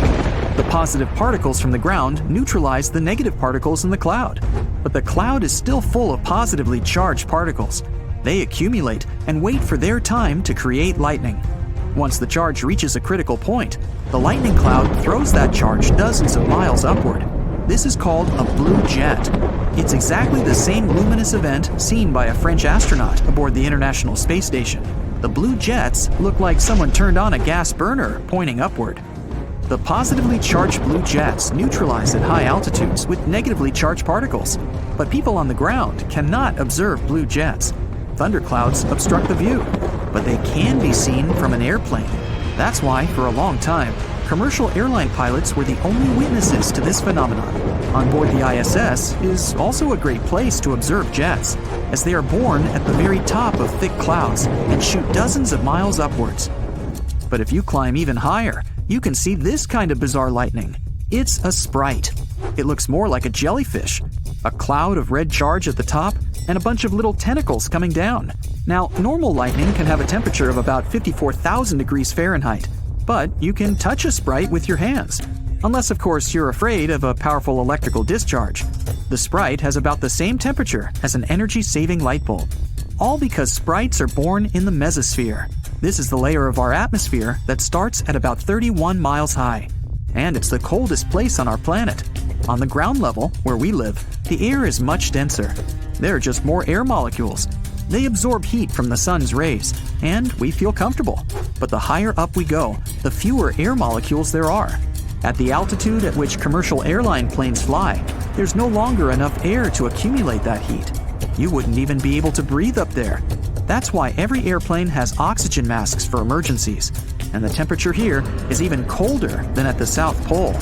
In the mesosphere, there's almost no air, and the temperature here can be around -202 degrees Fahrenheit. And although the temperature of the lightning itself is high, in general, it's like if you poured a glass of boiling water into a huge barrel of cold water. The temperature won't change much. Sprites can only appear when paired with thunderclouds below. As a discharge occurs in a cloud, a sprite appears in the mesosphere. It tries to equalize the amount of charge in the atmosphere. So it's like these red flashes of lightning are trying to reach down to the thunderstorm. And a sprite itself can be as wide as the state of Massachusetts. And then there's a ghost. It can appear for the tiniest fraction of a second right after the sprite.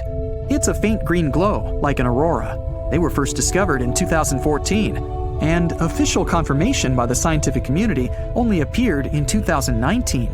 They're still poorly understood, but there's a hypothesis that ghosts have something in common with auroras. At least their color is green, and it may arise due to excited oxygen atoms. Sometimes we can spot trolls along with sprites. They look like pillars that support a sprite. It's a red glow at the end of the sprite's tentacles. The next moment, the troll releases a red streak down from itself. And if we climb even higher, we can see the elves.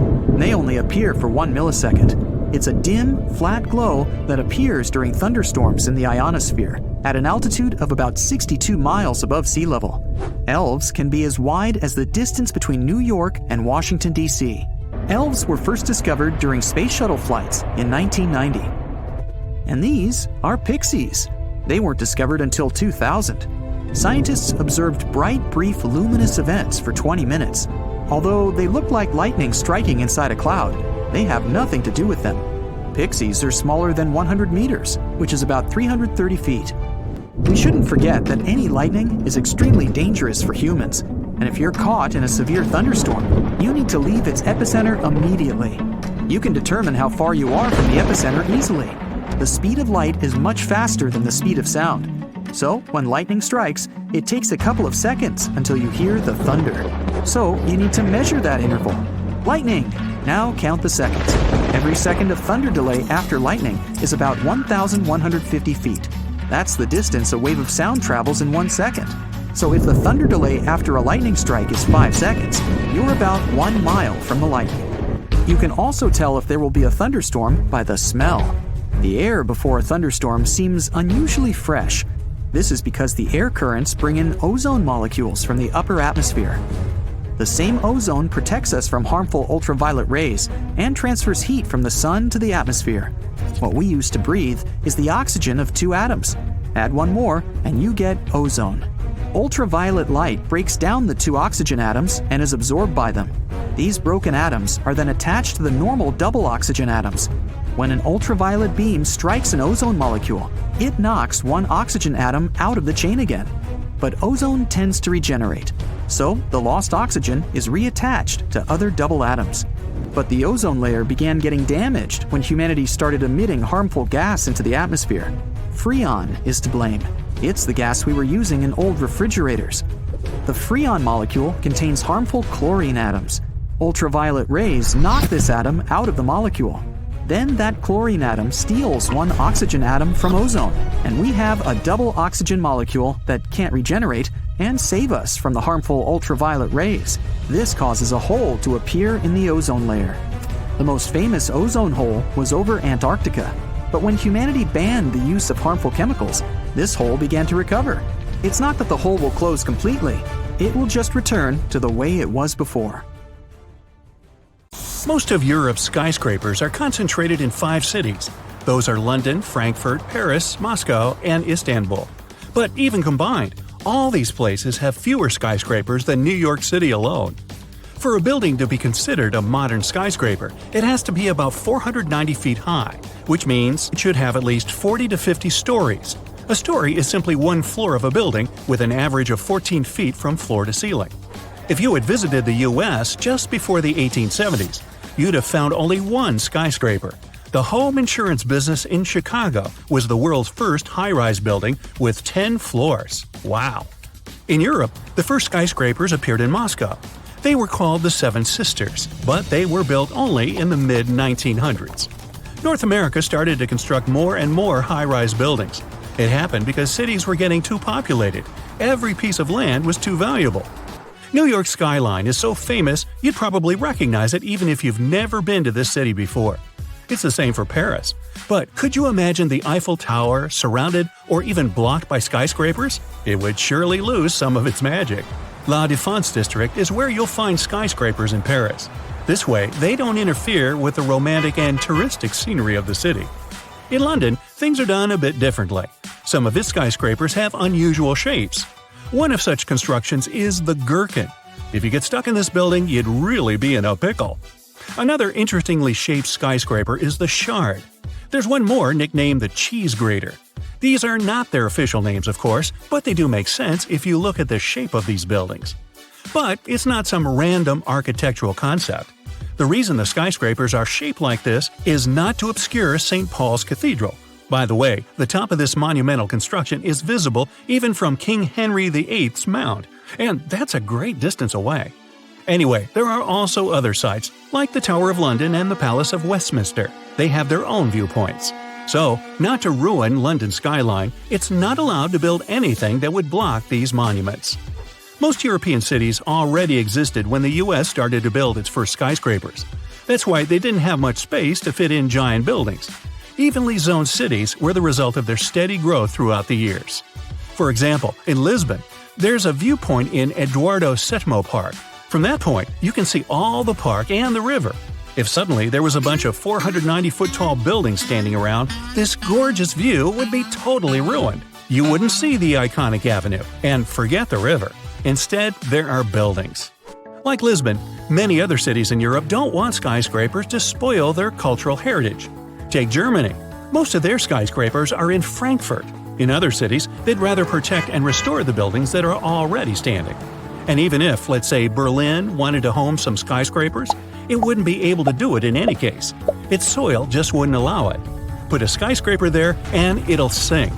Constructing a foundation for a very tall building in Berlin would mean investing a lot of money. The soil's too sandy and soft. But what if you ignored all the cultural heritage and still decided to fill a European city like Prague with skyscrapers? First, you'd have to demolish a lot of what already exists there. This would lead to an angry crowd of people complaining that the city they know and love is gone. Brussels has experienced this to a certain extent. There's even a term for this phenomenon: Brusselization. Simply put, it means not caring where you place new high-rise buildings. Here is fine. Oh, sprout one over there too. Hey, we could call them Brussels sprouts. Or not. But in most cases, city authorities don't want new constructions to change the historical appearance of the place. Some large European cities might even follow France's example and choose a separate district, a place just for skyscrapers. The Burj Khalifa, which is more than 2,700 feet high, is the tallest building in the world. It wasn't an easy feat to construct it.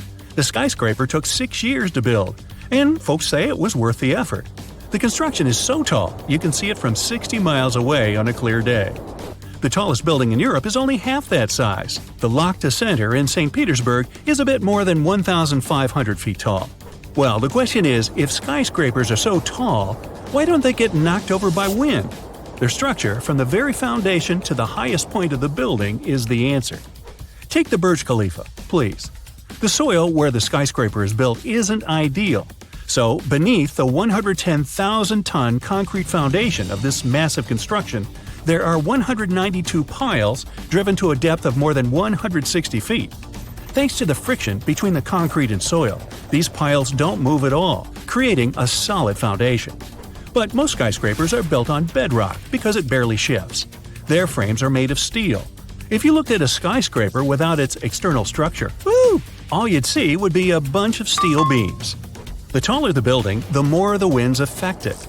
Taming them is one of the biggest challenges skyscrapers have to tackle. Imagine you're on one of the top floors of a skyscraper. Suddenly, a strong gust of wind hits the building. The entire construction starts wobbling, and you can feel it even inside. You might even get knocked over if you don't grab onto something. To avoid such a situation, most skyscrapers have a pendulum-like structure inside. It absorbs some of the wind's force. This thing is called a tuned mass damper. The mechanism acts as a counterweight. When the skyscraper gets hit by the wind, it's the tuned mass damper that moves instead of the building. Some high-rise constructions don't need this pendulum. The Shard, for example, deals with the wind with the help of its tapered shape. and Shanghai Tower uses its 120-degree twist. Both skyscrapers have incredibly smart structures. That's why they don't get too wobbly when the wind hits them.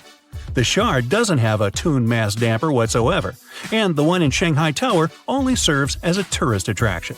Before a building's design is finalized, it normally undergoes a wind tunnel test. A model city is built and tested with this new super tall addition. When the experts turn the wind on, it simulates real-life conditions. Let's say the model skyscraper breaks under the wind's pressure during the test. Then the chances are it's going to tumble over in real life too. Winds up there can be so strong that things like wind turbines have become a thing. The Bahrain World Center has 3 of them right in the middle of the building. But there are some others. Strata SE1, for example, has wind turbines at the top. There's a phenomenon called the downdraft effect. It's accelerated winds near the skyscraper. When a powerful gust of wind hits a high-rise building, it gets pushed upward around the sides of the construction and down toward the street. That's why if you're passing by a particularly tall building on a windy day, you might have to force your way around. But let's say several square-cornered skyscrapers are built next to each other. Then they're likely to channel the wind through the streets. This can create many hurricanes on especially windy days. A study once examined 100 tallest buildings that were about to be dismantled by their owners. It turned out most of them had an average lifespan of a mere 42 years, but some of them can last much longer. For example, the Temple Court building is still standing to this day. At 150 feet, it's a bit smaller than others, but it's already seen 100 winters throughout its life. Now, the first thing that comes to mind when you think of getting rid of a building is dust, debris, and deafening noise. But things aren't quite as dramatic as that for most skyscrapers. When you want it gone, you take it apart, bit by bit. This process starts from the top and goes all the way down to the bottom. Voila! The building is slowly disappearing in front of your eyes. Abracadabra. You certainly know the Great Wall of China. But did you know the country just built a second one? This one, though, isn't made of bricks and stones, and it doesn't keep out invaders.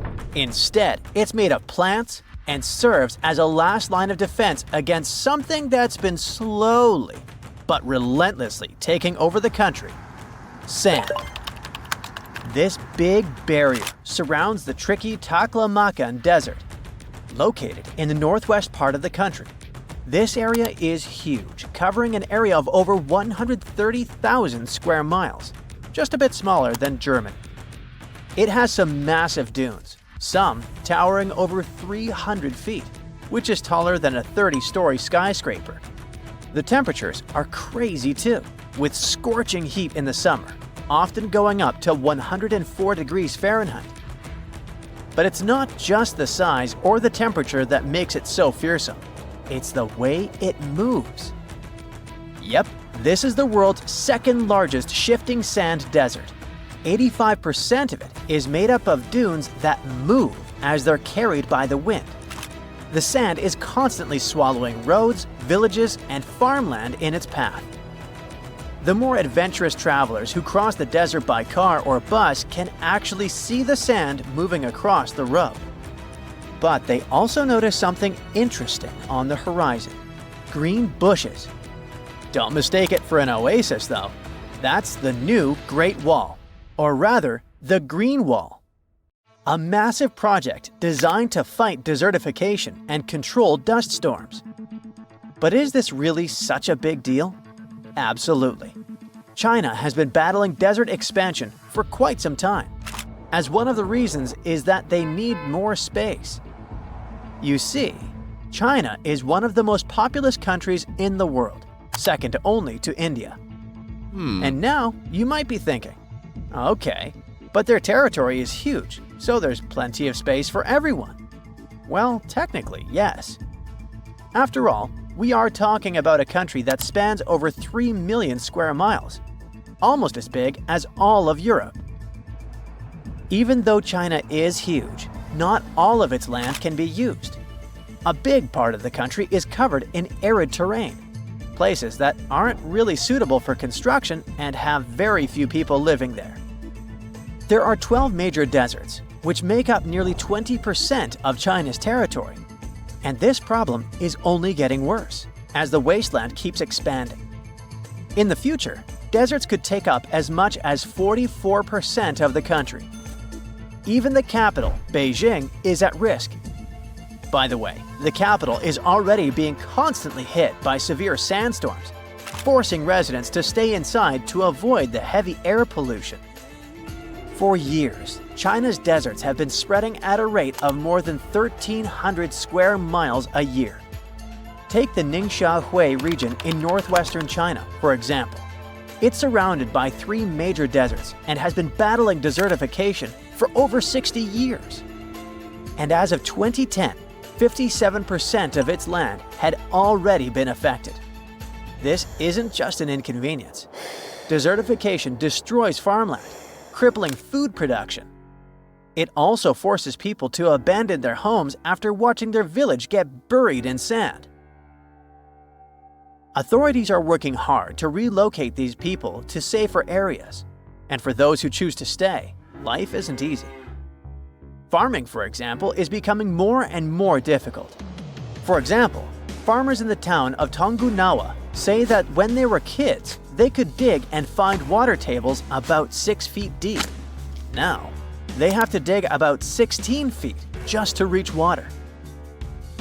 And since the soil isn't as soft or fertile as it used to be, they also have to use a lot more fertilizer on their crops. Okay, but why is all of this happening? There's not just one main reason for desertification. It's more like a combination of factors. In China specifically, studies show that about 20% of the blame is due to the planet's rising temperatures. I mean, yes, deserts are already environments that are prone to drought, but the increasing heat makes the dryness even worse.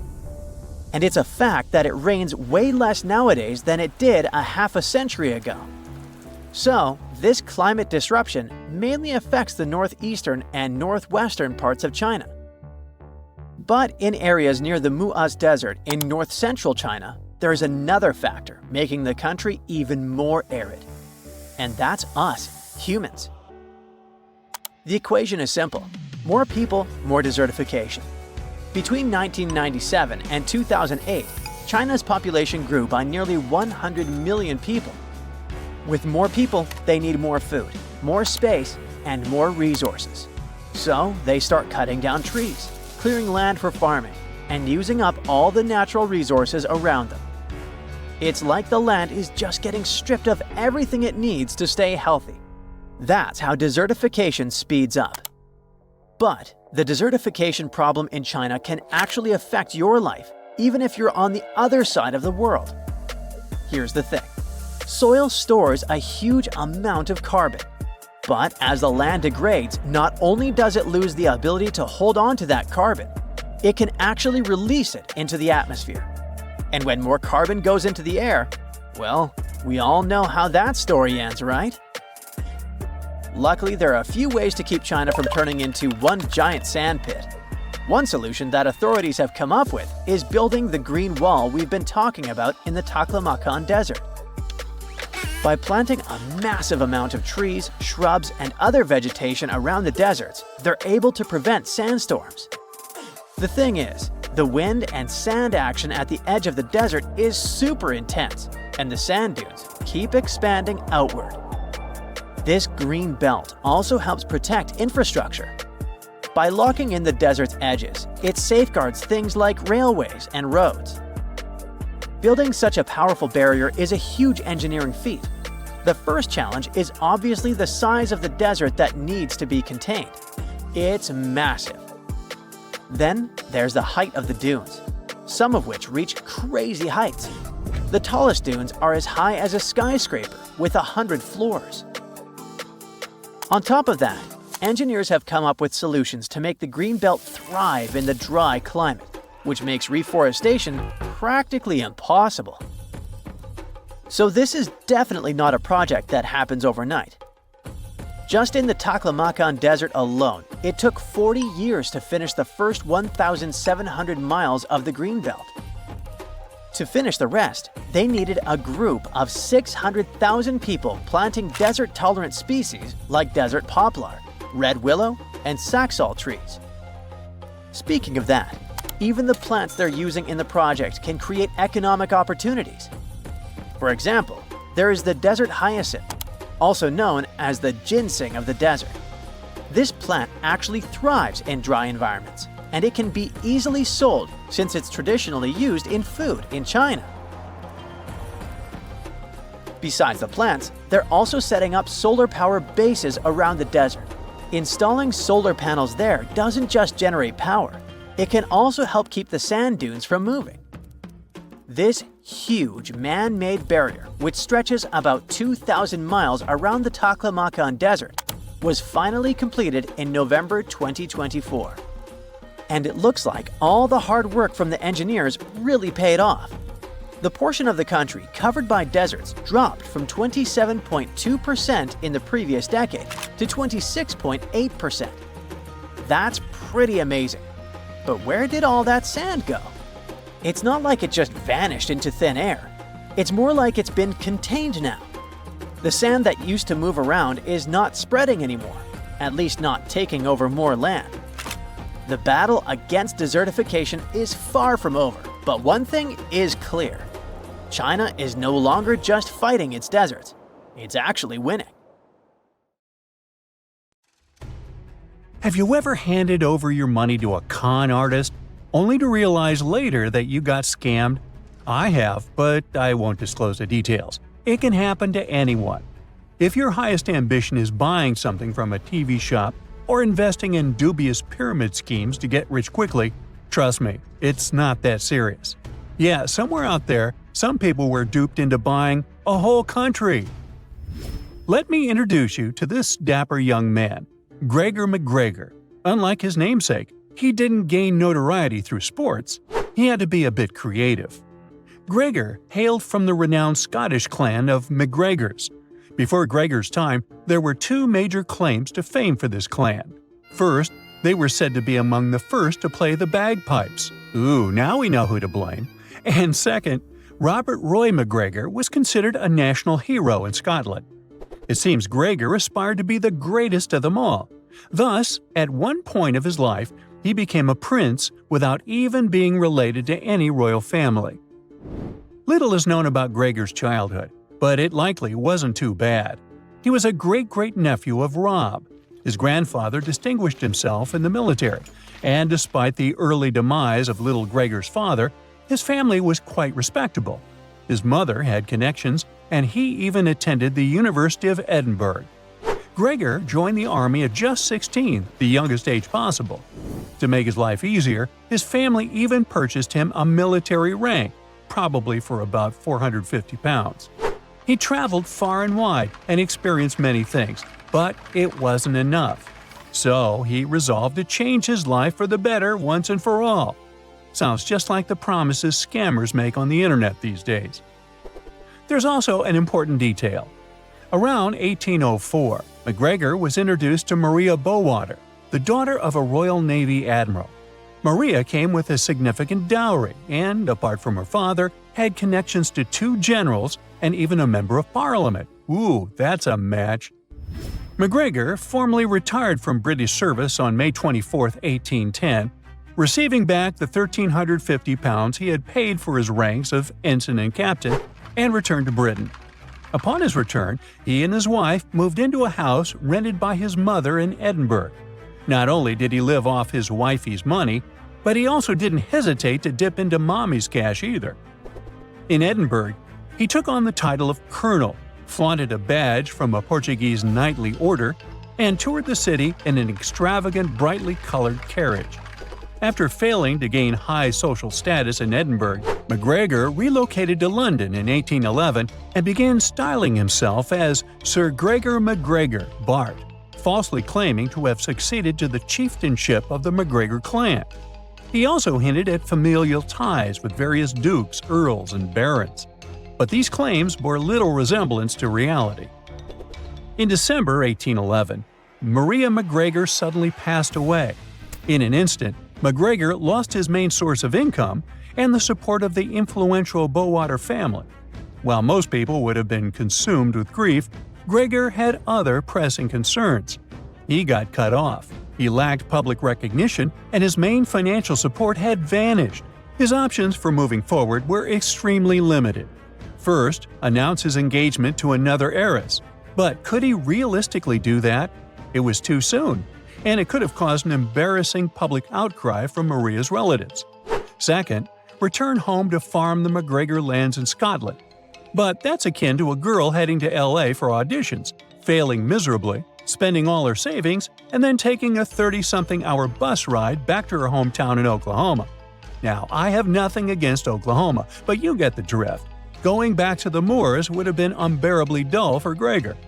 As for a job, well, his experience lay only in the army. But remember how he left? To put it simply, returning to military life would have felt too awkward. However, something else stirred McGregor's imagination, and that was Latin America. During a recent visit, the Venezuelan general, Francisco de Miranda, had garnered much attention in London society, and McGregor might have even met him. Observing how London's elite treated Miranda, McGregor must have thought that embarking on exotic adventures in the New World could earn him similar fame upon his return. He sold the small Scottish estate he had inherited and set sail for South America. In April 1812, he disembarked in Venezuela. He attempted several initiatives there, but the one that made him infamous rather than famous was the Poyais scheme. In his desperation to avoid work, he literally invented a country, trying to sell it off to support himself for the rest of his life. Now, I'm nearly certain Gregor possessed extraordinary networking skills and charm. Otherwise, I can't explain how, on April 29, 1820, King George Frederick Augustus granted McGregor an astounding land grant of 8 million acres, larger than Wales, in exchange for some rum and jewelry. This land was located somewhere on the territory of present-day Honduras. It had little to offer in terms of agriculture or livestock sustenance, but it was visually appealing. McGregor named this territory Poyais, after the local Poya people. By mid-1821, he had returned to London, claiming to be the cazique or prince of Poyais, despite having essentially fabricated both the title and the land.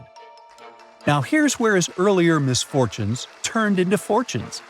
At 23, when he attempted to break into London's high society, no one really took notice of it. Consequently, they were unaware of his actual history, allowing him the freedom to fabricate whatever narrative pleased him. So, while London society remained blissfully ignorant of McGregor's dubious past, his charisma and tales about Poyais caught their fancy. Plus, how could they verify anything without Google or a telephone? Gregor even brought along a captivating princess of Poyais named Josepha, further enhancing his allure. He claimed to be seeking investment and settlers for Poyais, promoting it as a land of opportunity. He published a guide for prospective settlers filled with exaggerated descriptions of Poyais, including talk of a bustling capital and abundant resources. Though mostly fabricated, the carefully crafted document managed to convince many, with land allotments flying off the shelves.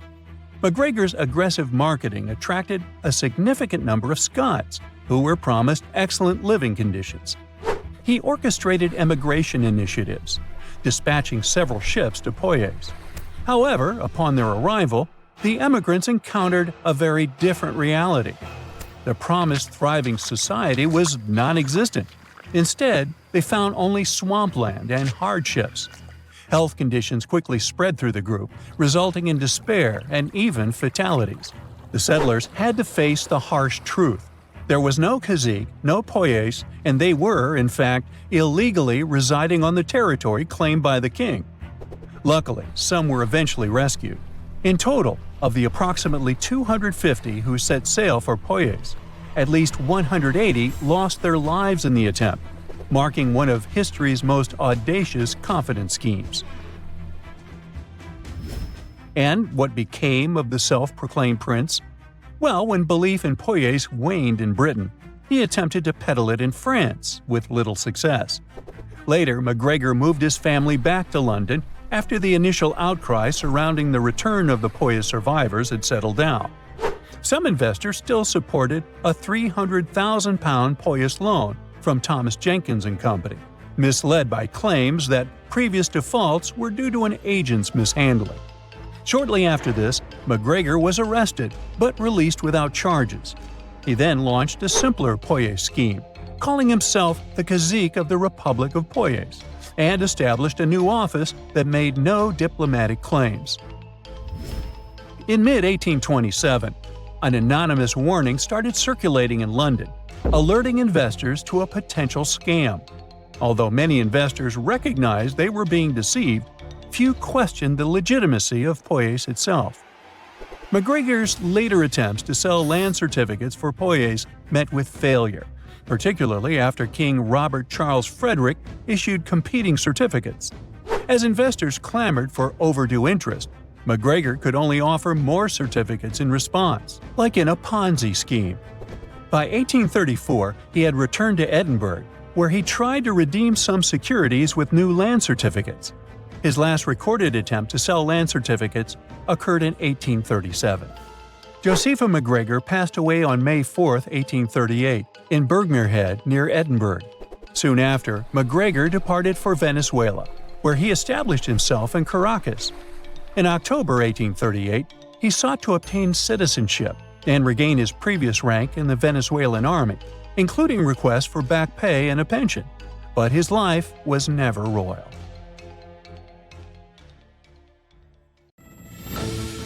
So, you want to get as close to the moon as possible without leaving Earth?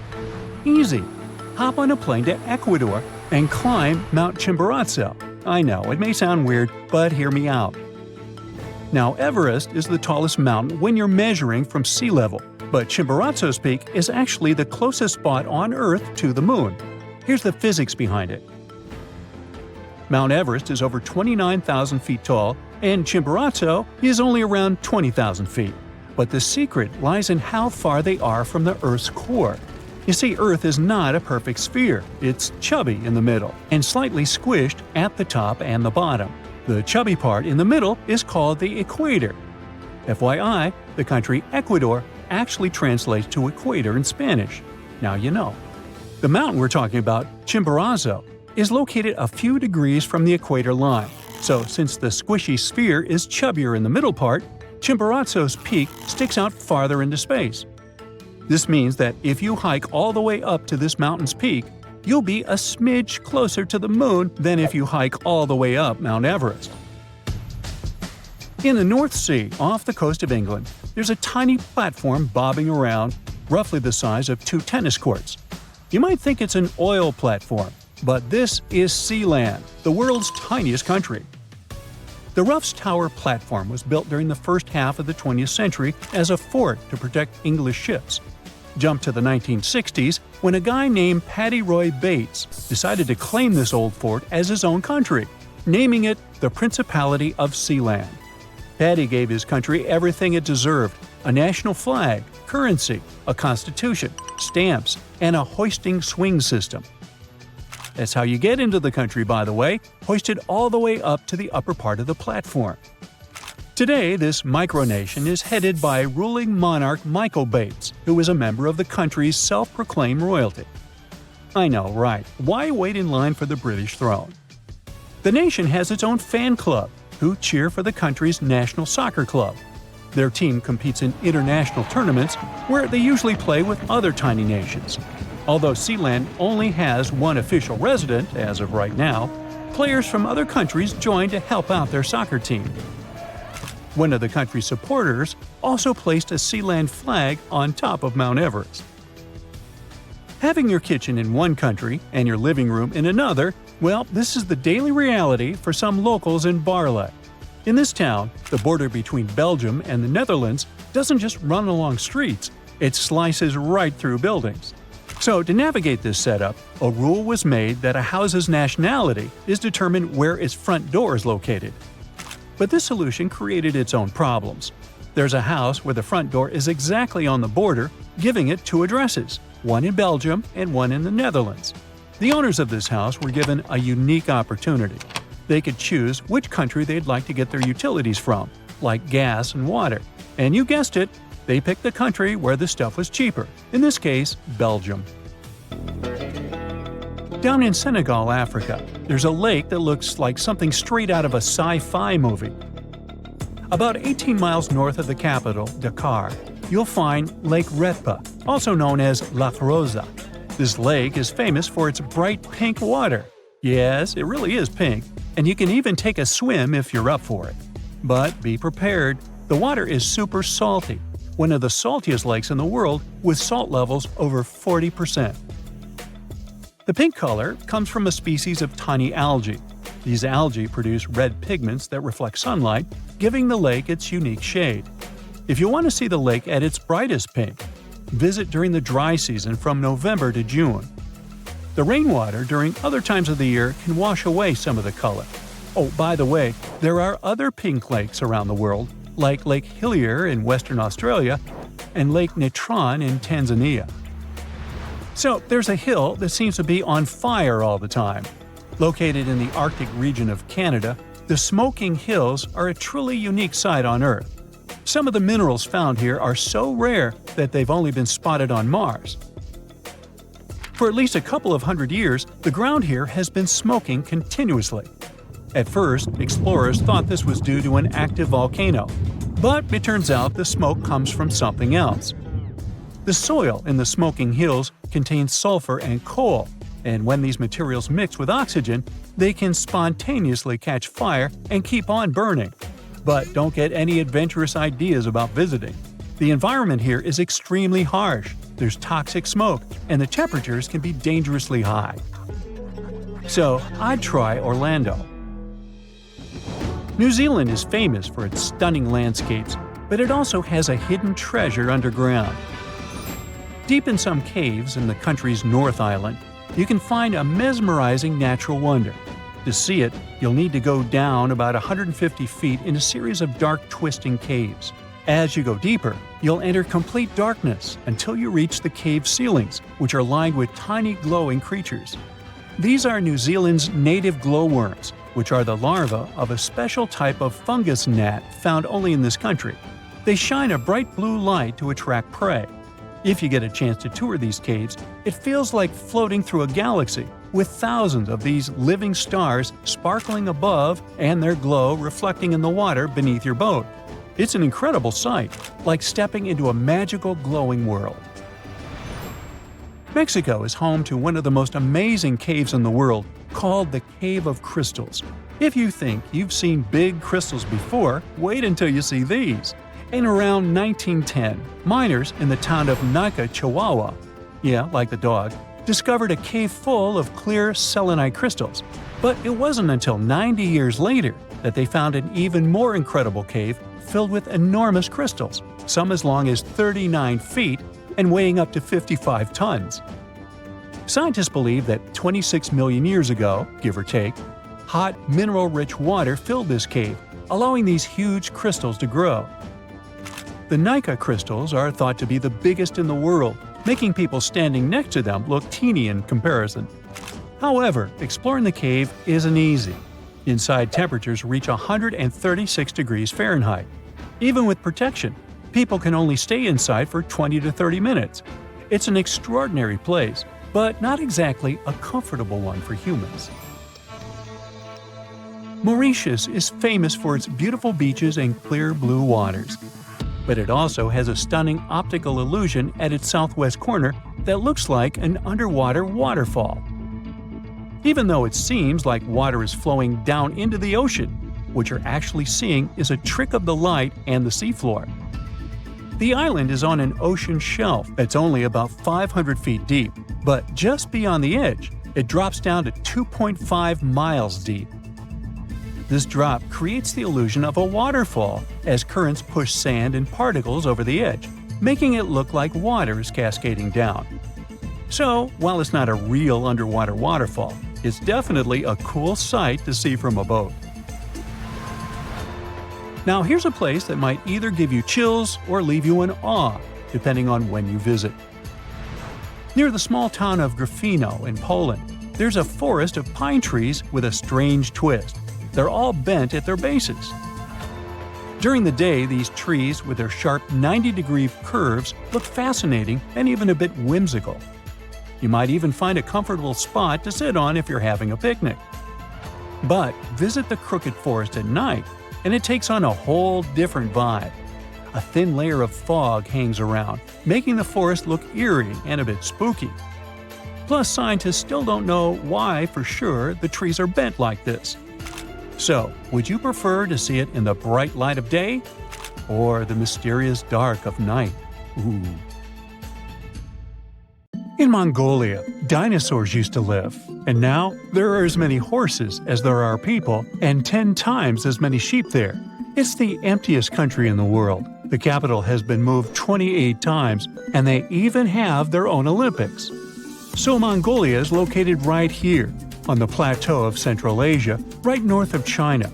It's the 19th country in the world by land area, but it only has a bit over 3 million people.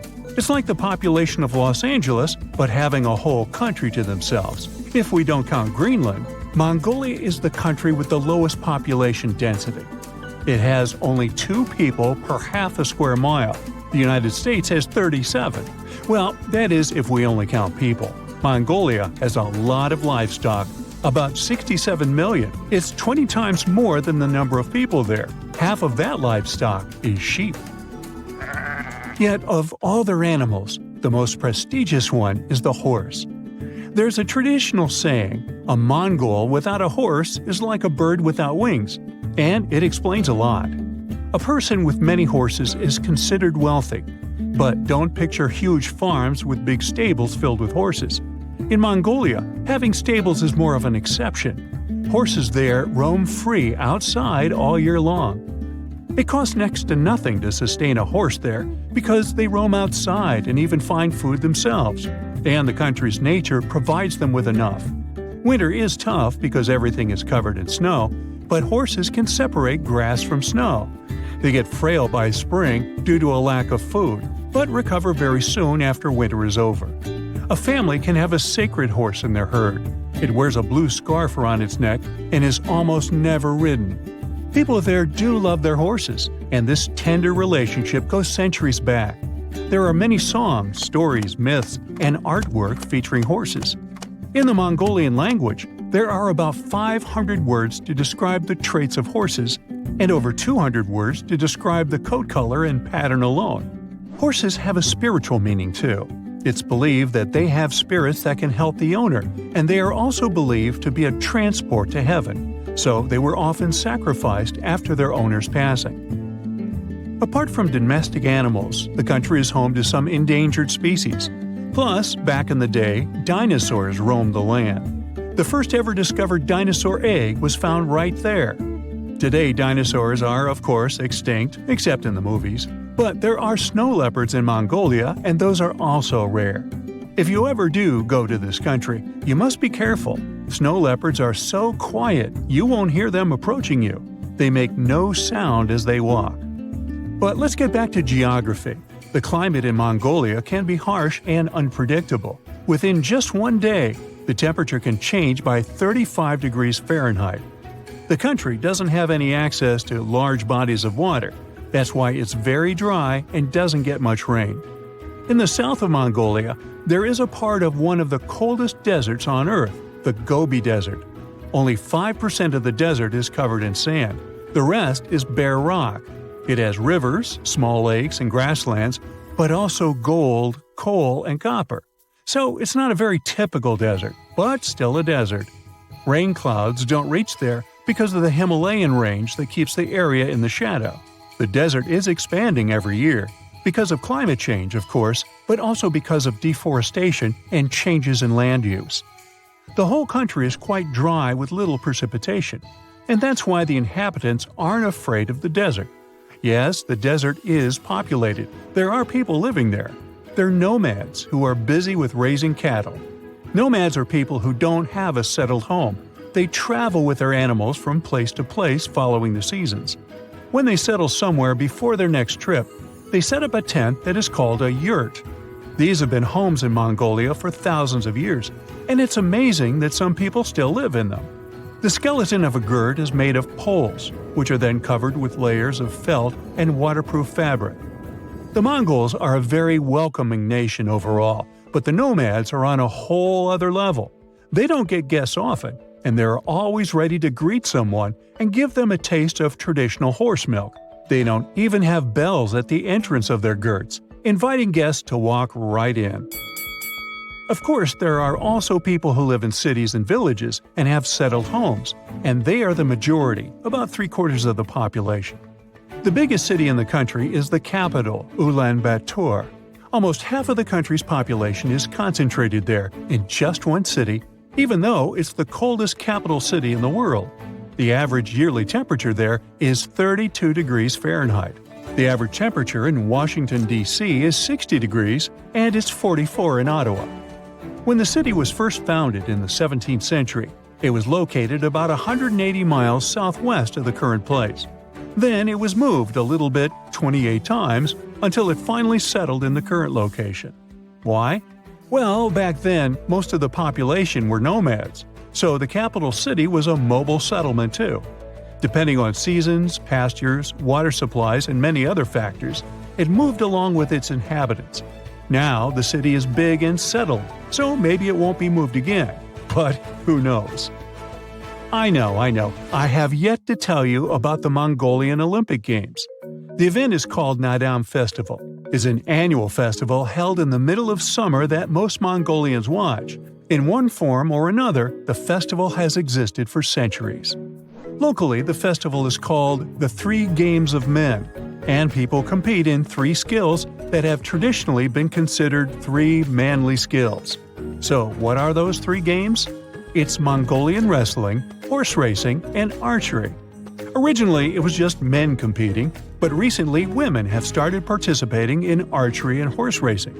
Mongolian wrestling is a folk wrestling style that's been around for thousands of years. The depictions of it can be seen on many ancient plates found in the area. Today, it's the most popular sport in the country, and Mongolia hosts many international tournaments too. So, of course, there is a wrestling part at the festival, and it's the first game. The rules are quite simple. Whoever touches the ground with anything other than a foot loses. There are no weight classes, no age or time limits, so it takes as long as it needs to win. And yet, they do it with grace. Match courtesy is important. For example, if an opponent's clothes get tangled, the other one is supposed to stop and help solve the issue, even if it means missing a good opportunity to win. At the end of the match, when one participant is defeated, the winner will give them a hand and help them back up on their feet. The game starts with either 512 or 1,024 participants who wrestle in pairs. Every loser is eliminated. The game goes on for 9 or 10 rounds, depending on the initial number of participants, until there is a winner. Then there's horse racing. This is a cross-country long-distance event, between 10 to 17 miles, depending on the age of the horse. Up to 1,000 horses from all over Mongolia can participate in the competition. Then, in archery, people compete in teams of 10. Each archer wears traditional clothes and has 4 arrows to shoot into a wall of woven or wooden cylinders. Knock one out of the wall and you get points, and the team that gets the most points wins. When you first see this creature, it may seem to you that this is a flying sapphire. The blue-banded bee is as beautiful as this gem. These flying beetles have turquoise stripes instead of yellow. Their huge green eyes resemble emeralds. And their thin brown wings look like layers of cellophane with engraved patterns. Appearance is not the only thing that distinguishes them from ordinary bees. The blue-banded ones are singles. They don't move in swarms and don't live in large nests. These beetles like settling in small burrows in the soil or crevices in rocks. Another cool difference between our blue guys and ordinary bees is their unique way of pollination. Scientists call it buzz pollination. The blue bee sits on the flower, holds it tightly, and begins to shake the whole body. It creates a series of small, fast vibrations. This way, the bee also shakes the flower, quickly and gently. These movements make the pollen move out of the anther. Then the bee stops and collects all this pollen. Some scientists think these bees prefer pollinating purple flowers.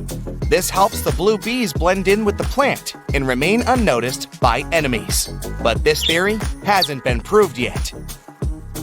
The blue-banded bees mainly inhabit the territory of Australia. They are an important element in the agriculture of this country. These bees work with tomatoes, cranberries, eggplants, blueberries, kiwi, and chili peppers. Ordinary bees can't pollinate most of those plants, but their blue relatives can. On a global scale, more than 8% of plants in the world need to be pollinated through buzz pollination. That's why farmers love and protect blue-banded bees so much. Wasps and bees are very similar in appearance. Sometimes they can be difficult to tell apart, but their lifestyle is totally different. Bees are quiet beetles that spend all their time pollinating plants, collecting nectar from flowers, and making honey. We can say that bees are small, powerful trucks, but wasps are racing supercars. They are more aggressive, much faster, and more maneuverable in the air. Their stings are more painful.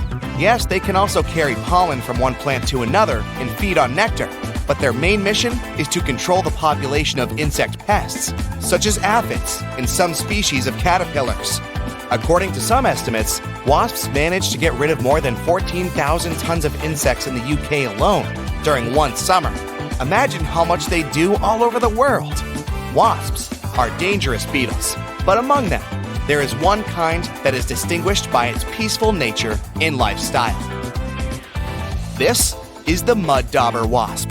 It also has a black and yellow coloring, but it looks more elegant. A swarm of regular wasps is controlled by the queen, but mud daubers are solitary creatures. They build a small nest of mud in which they live with their children. A mud dauber will bite only if it's in danger. Unlike other wasps, these insects only use their venom to paralyze spiders, flies, and caterpillars. Then, they bring them to their nest to feed their children.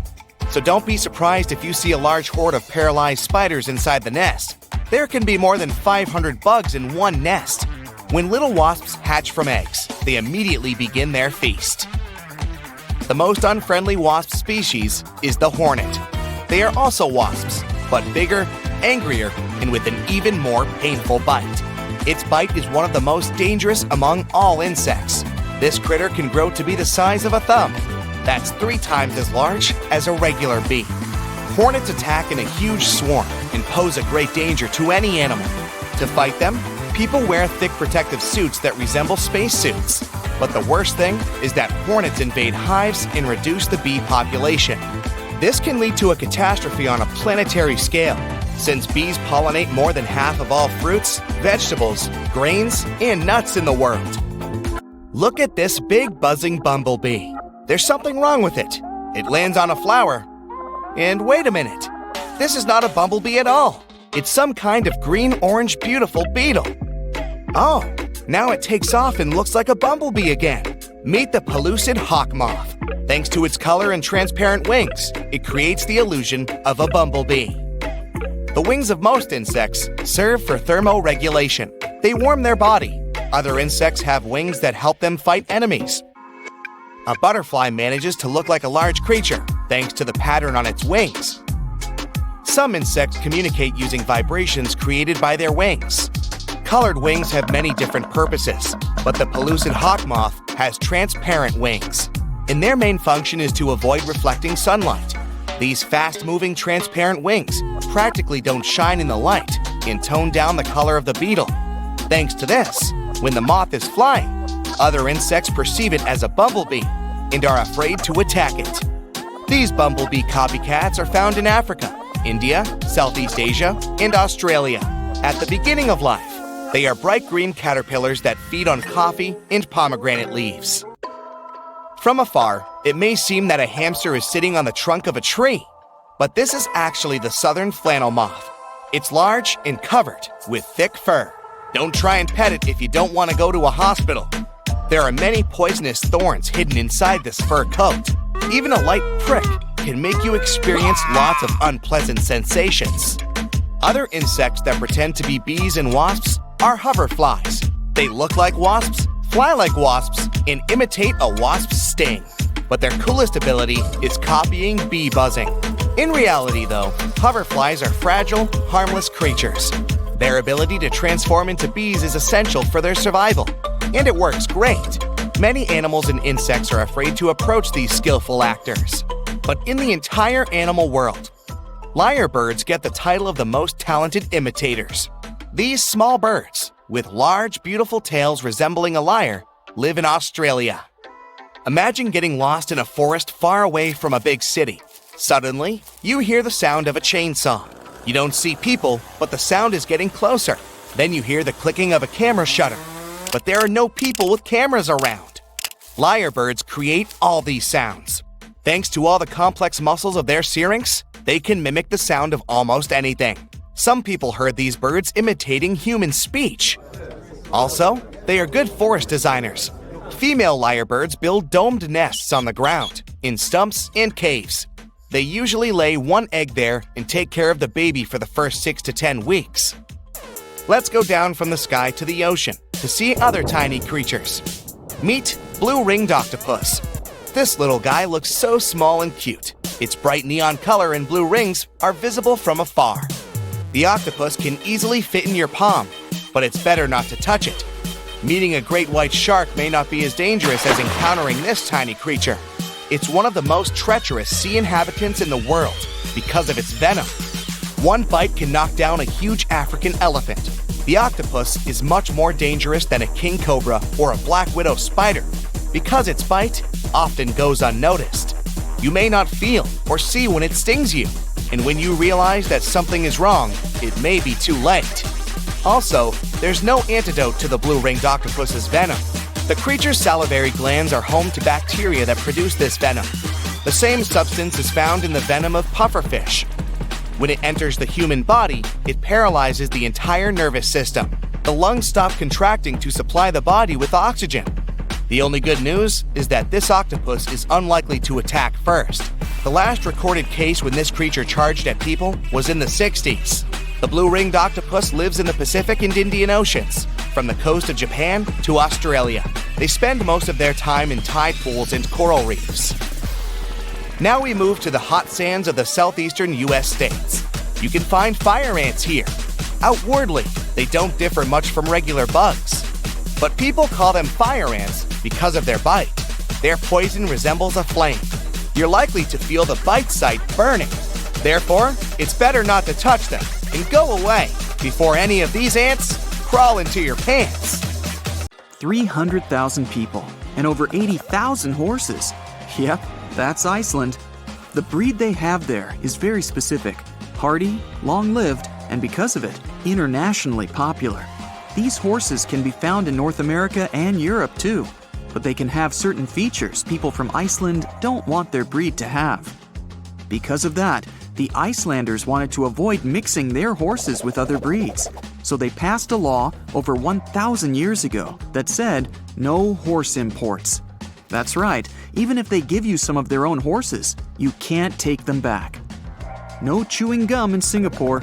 Vandals used to stick their chewing gum on door sensors or would find some other way to mess with public transportation, so the country had to spend around $150,000 annually to clean that. It was easier to ban it by law, so no gum can be bought, sold, or blown into bubbles over there. Not a good idea to import them either. Going to Greece? Good. Have a safe trip. And pick the right shoes. Ever since 2009, no high heels are allowed at the Acropolis. Not that Greeks have anything against stilettos, but they simply wanted to protect their ancient ruins from damage those pointy things can cause. That, and the fact that it's not really practical for such terrain anyway.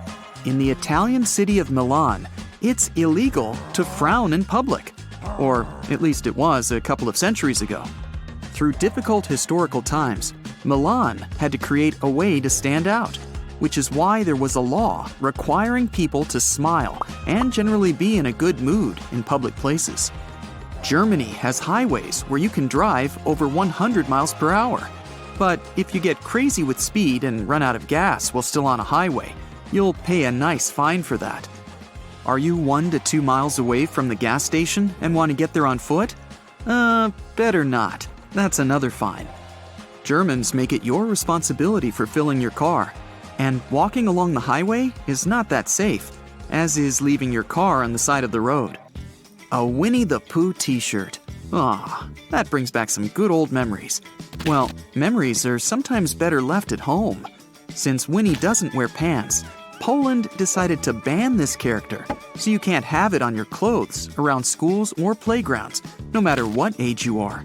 Just in case you ever wake up and decide it's time to do some hiking in Switzerland without your clothes on, don't. For some unknown reason, some travelers made this type of hiking a thing in Switzerland a couple of years ago. So Swiss officials kindly ask you to keep your clothes on. Greetings from New Zealand. If you want to spend your Sunday afternoon flying with a rooster in a hot air balloon, you might have to find another country to do it, because here, it's illegal. Sorry. Staying in their neighborhood, in 1966, there was a law that prevented you from flying a kite in Australia in a public space if that bothered other people. Luckily, 1966 was a long time ago, so no one will remember this if you decide to have some flying kite fun in a park. Hopefully. While you're there, you can't tie your goat to your vehicle. Also, no dressing as Batman and Robin. You don't want to prove to law enforcement you're not actual vigilantes, right? In some cities, taxi drivers must have a bale of hay in their trunks at all times. At least, they had to until 1980. This law came from the olden days, when horses were still all the rage. And you can't just fill a horse with fuel now, can you? Moving to the United States now. If you're in Washington, don't even think about going after Bigfoot. They passed a law in 1969 where Bigfoot was proclaimed to be an endangered species. So, they didn't say anything about the Yeti though. In Vermont, there used to be a rule prohibiting clotheslines, as some people voted against unsightliness of others' linen and underwear hanging in everyone's view. That's why they made a new regulation. You can't forbid people to put up clotheslines. One rule against another. Yep, that should work. Shh, can you hear that? Someone's talking behind this door. Oh, I wonder what they're saying. Stop right there! At least if you're in Oklahoma. The law says you can't secretly wander around and, accidentally, overhear someone's conversation and then repeat or publish it later. So if you have anything to share, go tell it to the people of Oklahoma. Your secret is safe there. If you ever take a walk in Nevada and then decide to lay down on the sidewalk and take some rest, think twice, since that's illegal there. Don't sit either. You won't get away with it. Nuances, you know. If you're from Baltimore, Maryland, remember not to bring your lion to the movies. I know the big cat wanted to see it badly, but rules are rules. Also, while you're there, remember a couple of more things you shouldn't violate. No saying bad words in public places. No eating while swimming in the ocean. And no sleeveless shirts in public parks. You shouldn't throw bricks onto a highway in Iowa, unless you get written permission from the city council. Well, when you think about it, it's fair enough. If you don't feel like looking at large shiny billboards all over the city, go to Hawaii, since they banned those in 1920. Well, definitely not the only reason to visit Hawaii, but it's good to know. Meanwhile, other states like Vermont and Maine followed suit and are proud of it. One town in Georgia takes eating fried chicken very seriously. No fork, you eat it with your hands. In fact, in 2009, a woman who celebrated her 91st birthday in a restaurant was eating chicken with a fork when the police came and told her she was under arrest. The lady was later pardoned, but careful how you eat your chicken in Georgia. What else is there to say? Speaking of which, do you know why the chicken crossed the road? Not sure, but what I do know is that these jokes certainly weren't made up in Georgia, since there, it's illegal for a chicken to do just that. You think silly string is fun? Well, a town in Alabama doesn't agree on that, because it says a firm no to keeping, using, storing, selling, manufacturing, or giving away any kind of snap pops, spray string, or similar substances. Yikes. Also, when you're there, don't drive blindfolded. It's been passed as a law, which means they take the phrase, "keep your eyes on the road," quite seriously. Okay, enough is enough. No more sleeping in a bathtub, donkey! Something people in Arizona must say to avoid breaking a law. In the 1920s, local people could see a rancher's donkey in a bathtub carried by a flood. The flood was caused because a local dam broke, and the tub was abandoned in the rancher's backyard. The donkey simply decided to take a nap in it. And you know how it goes. Long day, warm afternoon, post-lunch rest, just couldn't help it. After they managed to save the animal from the sailing tub, the town decided to prohibit donkeys from sleeping in a tub. You know, just in case. In Connecticut, a pickle must bounce in order for it to be considered a pickle. In the 1940s, 2 men were even arrested for selling pickles that weren't legitimate because they didn't bounce. Now, the question is, how exactly does a pickle bounce? More from the Meanwhile in Connecticut episode. It's illegal to cross a street while walking on your hands. Oh man, that's one of the hardest ones not to break. Your best friend is having a birthday. What could you give her? A spa day voucher? Tickets to Disneyland? Dinner at a fancy restaurant? A rat? Well, unfortunately, a rat is out of the legal game if you're in Montana. Well, you've got to respect the law. Luckily, if you're from Florida, rats are a completely fine gift. At least, way better than some bigger animals. Because while you're there, you need to pay parking fees for them. Camels, elephants, horses, and the rest of the animal crew. Sorry guys, you gotta respect the rules. You know, it's a good thing, but some animals clearly let you know they're no joke. Sharks with rows and rows of razor-sharp teeth, a scorpion's venomous stinger, the ominous sound of a rattlesnake about to strike. You get the picture. Yet plenty of seemingly harmless creatures wreak more havoc than even the scariest animals out there. Like the spotted lanternfly, a pretty little bug from parts of Taiwan, Vietnam, and northern China that managed to bring its own terror around the world. Yikes! Let me explain. Only about as big as the tip of your thumb, this bug is easily identifiable. It has gray or brownish forewings with black spots. Under those, you have bright red hind wings that make this critter a real beauty. But don't be fooled. This insect can be an ecosystem's worst nightmare. And it's on the move, traveling to Korea, Japan, and even across the ocean to Middle America. Along the way, it's damaged countless plant species. In the US, it's been infesting maple and birch trees. So, what's the big deal? The lanternfly pierces the tissue of leaves and stems.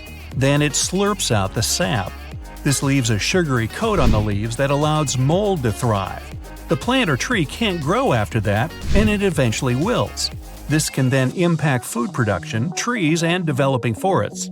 Now, don't worry too much. This bug doesn't bite or sting people, but the plant loss they cause is enough to get the highest authorities involved in the case. Stepping off the land and diving into the ocean, we see a creature whose body is covered with venomous spines. Meet the crown of thorns starfish. It spends its days crawling around and feeding on coral. That's usually great for the local ecosystem. They eat the super fast-growing corals, giving the slower species a chance to catch up in the race. But when the starfish grows too large in numbers, the real problems start. They can quickly eat up vast parts of the coral reef system. This starfish is even partly to blame for the huge losses in Australia's Great Barrier Reef. A 2012 study showed that they were one of 2 leading causes of coral loss in the last 27 years, them and tropical cyclones. Even worse, their spines produce a neurotoxin that causes a sharp stinging pain that lasts for hours. If you happen to touch or step on one of these starfish, the spines can break off into your skin. Next comes possible infection and a series of other problems. So, stay away from this one. Next up, we have the common carp. You might know the colorful version of this fish, the koi. Those were specially bred to look more vivid. Carps are freshwater bottom feeders. They eat plants, animals, algae, and other microorganisms living in the mud in rivers and lakes. The problem is, their feeding lowers the water quality. Carp uproot the plants they munch on and make the water cloudy. That doesn't allow enough light to get through, so some species struggle. They also produce large amounts of nitrogen. This makes the water uninhabitable for other fish, and that's why many people consider them pests. Unbelievably, the elephant is also on this list of nature's terrors. To find food and water, these giants roam across vast territories. Along the way, they break branches, pull up bushes, and push over entire trees. If they uproot a few here and there, it's usually easy for forests to recover from the damage. But the situation got bad enough at one point for scientists to be concerned. Trees throughout East Africa were severely damaged by passing elephants. Keep in mind, the gentle giants weren't entirely at fault. At the time, there were many fires pushing the elephants on the move. And it isn't all bad either. After elephants munch on their fruits and veggies, they transport the seeds miles away. Ooh, how do they do that? Oh yeah, elephant doo-doo. Then new trees start to grow, and when there's no available water, they dig deep holes in the ground with their feet, trunks, and tusks. That also helps other thirsty animals in the area. Other ecosystem wreckers are kangaroos. Australia's been struggling with the animal's overpopulation recently. A decade of wet weather brought a lot of food and abundant marsupials. They went from 27 million in 2010 to 45 million in 6 years. Kangaroos started wiping out native plants, and many animals were left without food and habitat. By stripping the grasses anchoring down the ground, they cause erosion in areas that struggle to preserve the soil. Locusts form enormous swarms and spread across areas, destroying crops in their path. This leads to a shortage of food, and some species can't survive. The most notorious are the desert locusts that live in Africa, Asia, and the Middle East. In quiet times, they cover an area of 6 million square miles. That's almost twice the size of Canada. But during a spike in their numbers, they can cover 1/5 of the Earth's land. A regular swarm that blackens the skies can be 460 miles in size. It contains 60 million locusts every half a mile. Each locust eats its weight in plants every day. A swarm the size of Paris can eat the same amount of food in a day as half of France's population. Goats are nothing to scoff at either. They're voracious eaters with an appetite for shrubs, trees, and all sorts of plants. They can turn rich, dense woodlands into barren grasslands when left to do as they please. The problem became more noticeable in Australia and other isolated islands, where people tried to start a settlement. They dig into the Earth's crust with their hooves. The goats, not the people. When the weather's bad, winds will transport the loose soil and erosion begins.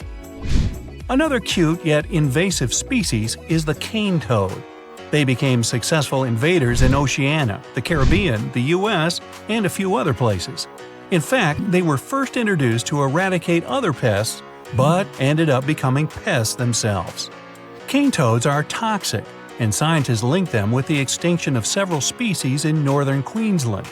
They're dangerous to wildlife since their poison glands can take out birds, mammals, fish, and reptiles. They'll compete for food, and they'll eat anything they can swallow – kitchen scraps, your pet's food, and even other animals. Some species will multiply in rotting wood, but the mountain pine beetle will exterminate live trees. The insects invaded the Canadian Rockies, and millions of acres have been affected. They strike live trees by laying eggs under the bark. That disrupts the phloem, basically a plant's vascular system, like veins in humans, and stops the circulation. Eventually, the trees turn brown and rot. It takes them 2 weeks to wipe out the outer layer of a tree. They're pretty robust too, since they're a resistor to temperatures as low as -40 degrees Fahrenheit. Once they infest a tree, it's a goner. Jellyfish have been part of the global ecosystem for 500 million years. But now it seems like they're taking over the seas, maybe even the world. Recent strong winds and hot weather spells have pushed large numbers of blue-bottle jellyfish near the shores. There, hordes of them have been stinging large numbers of people. In 2018, more than 1,000 people were stung in Florida.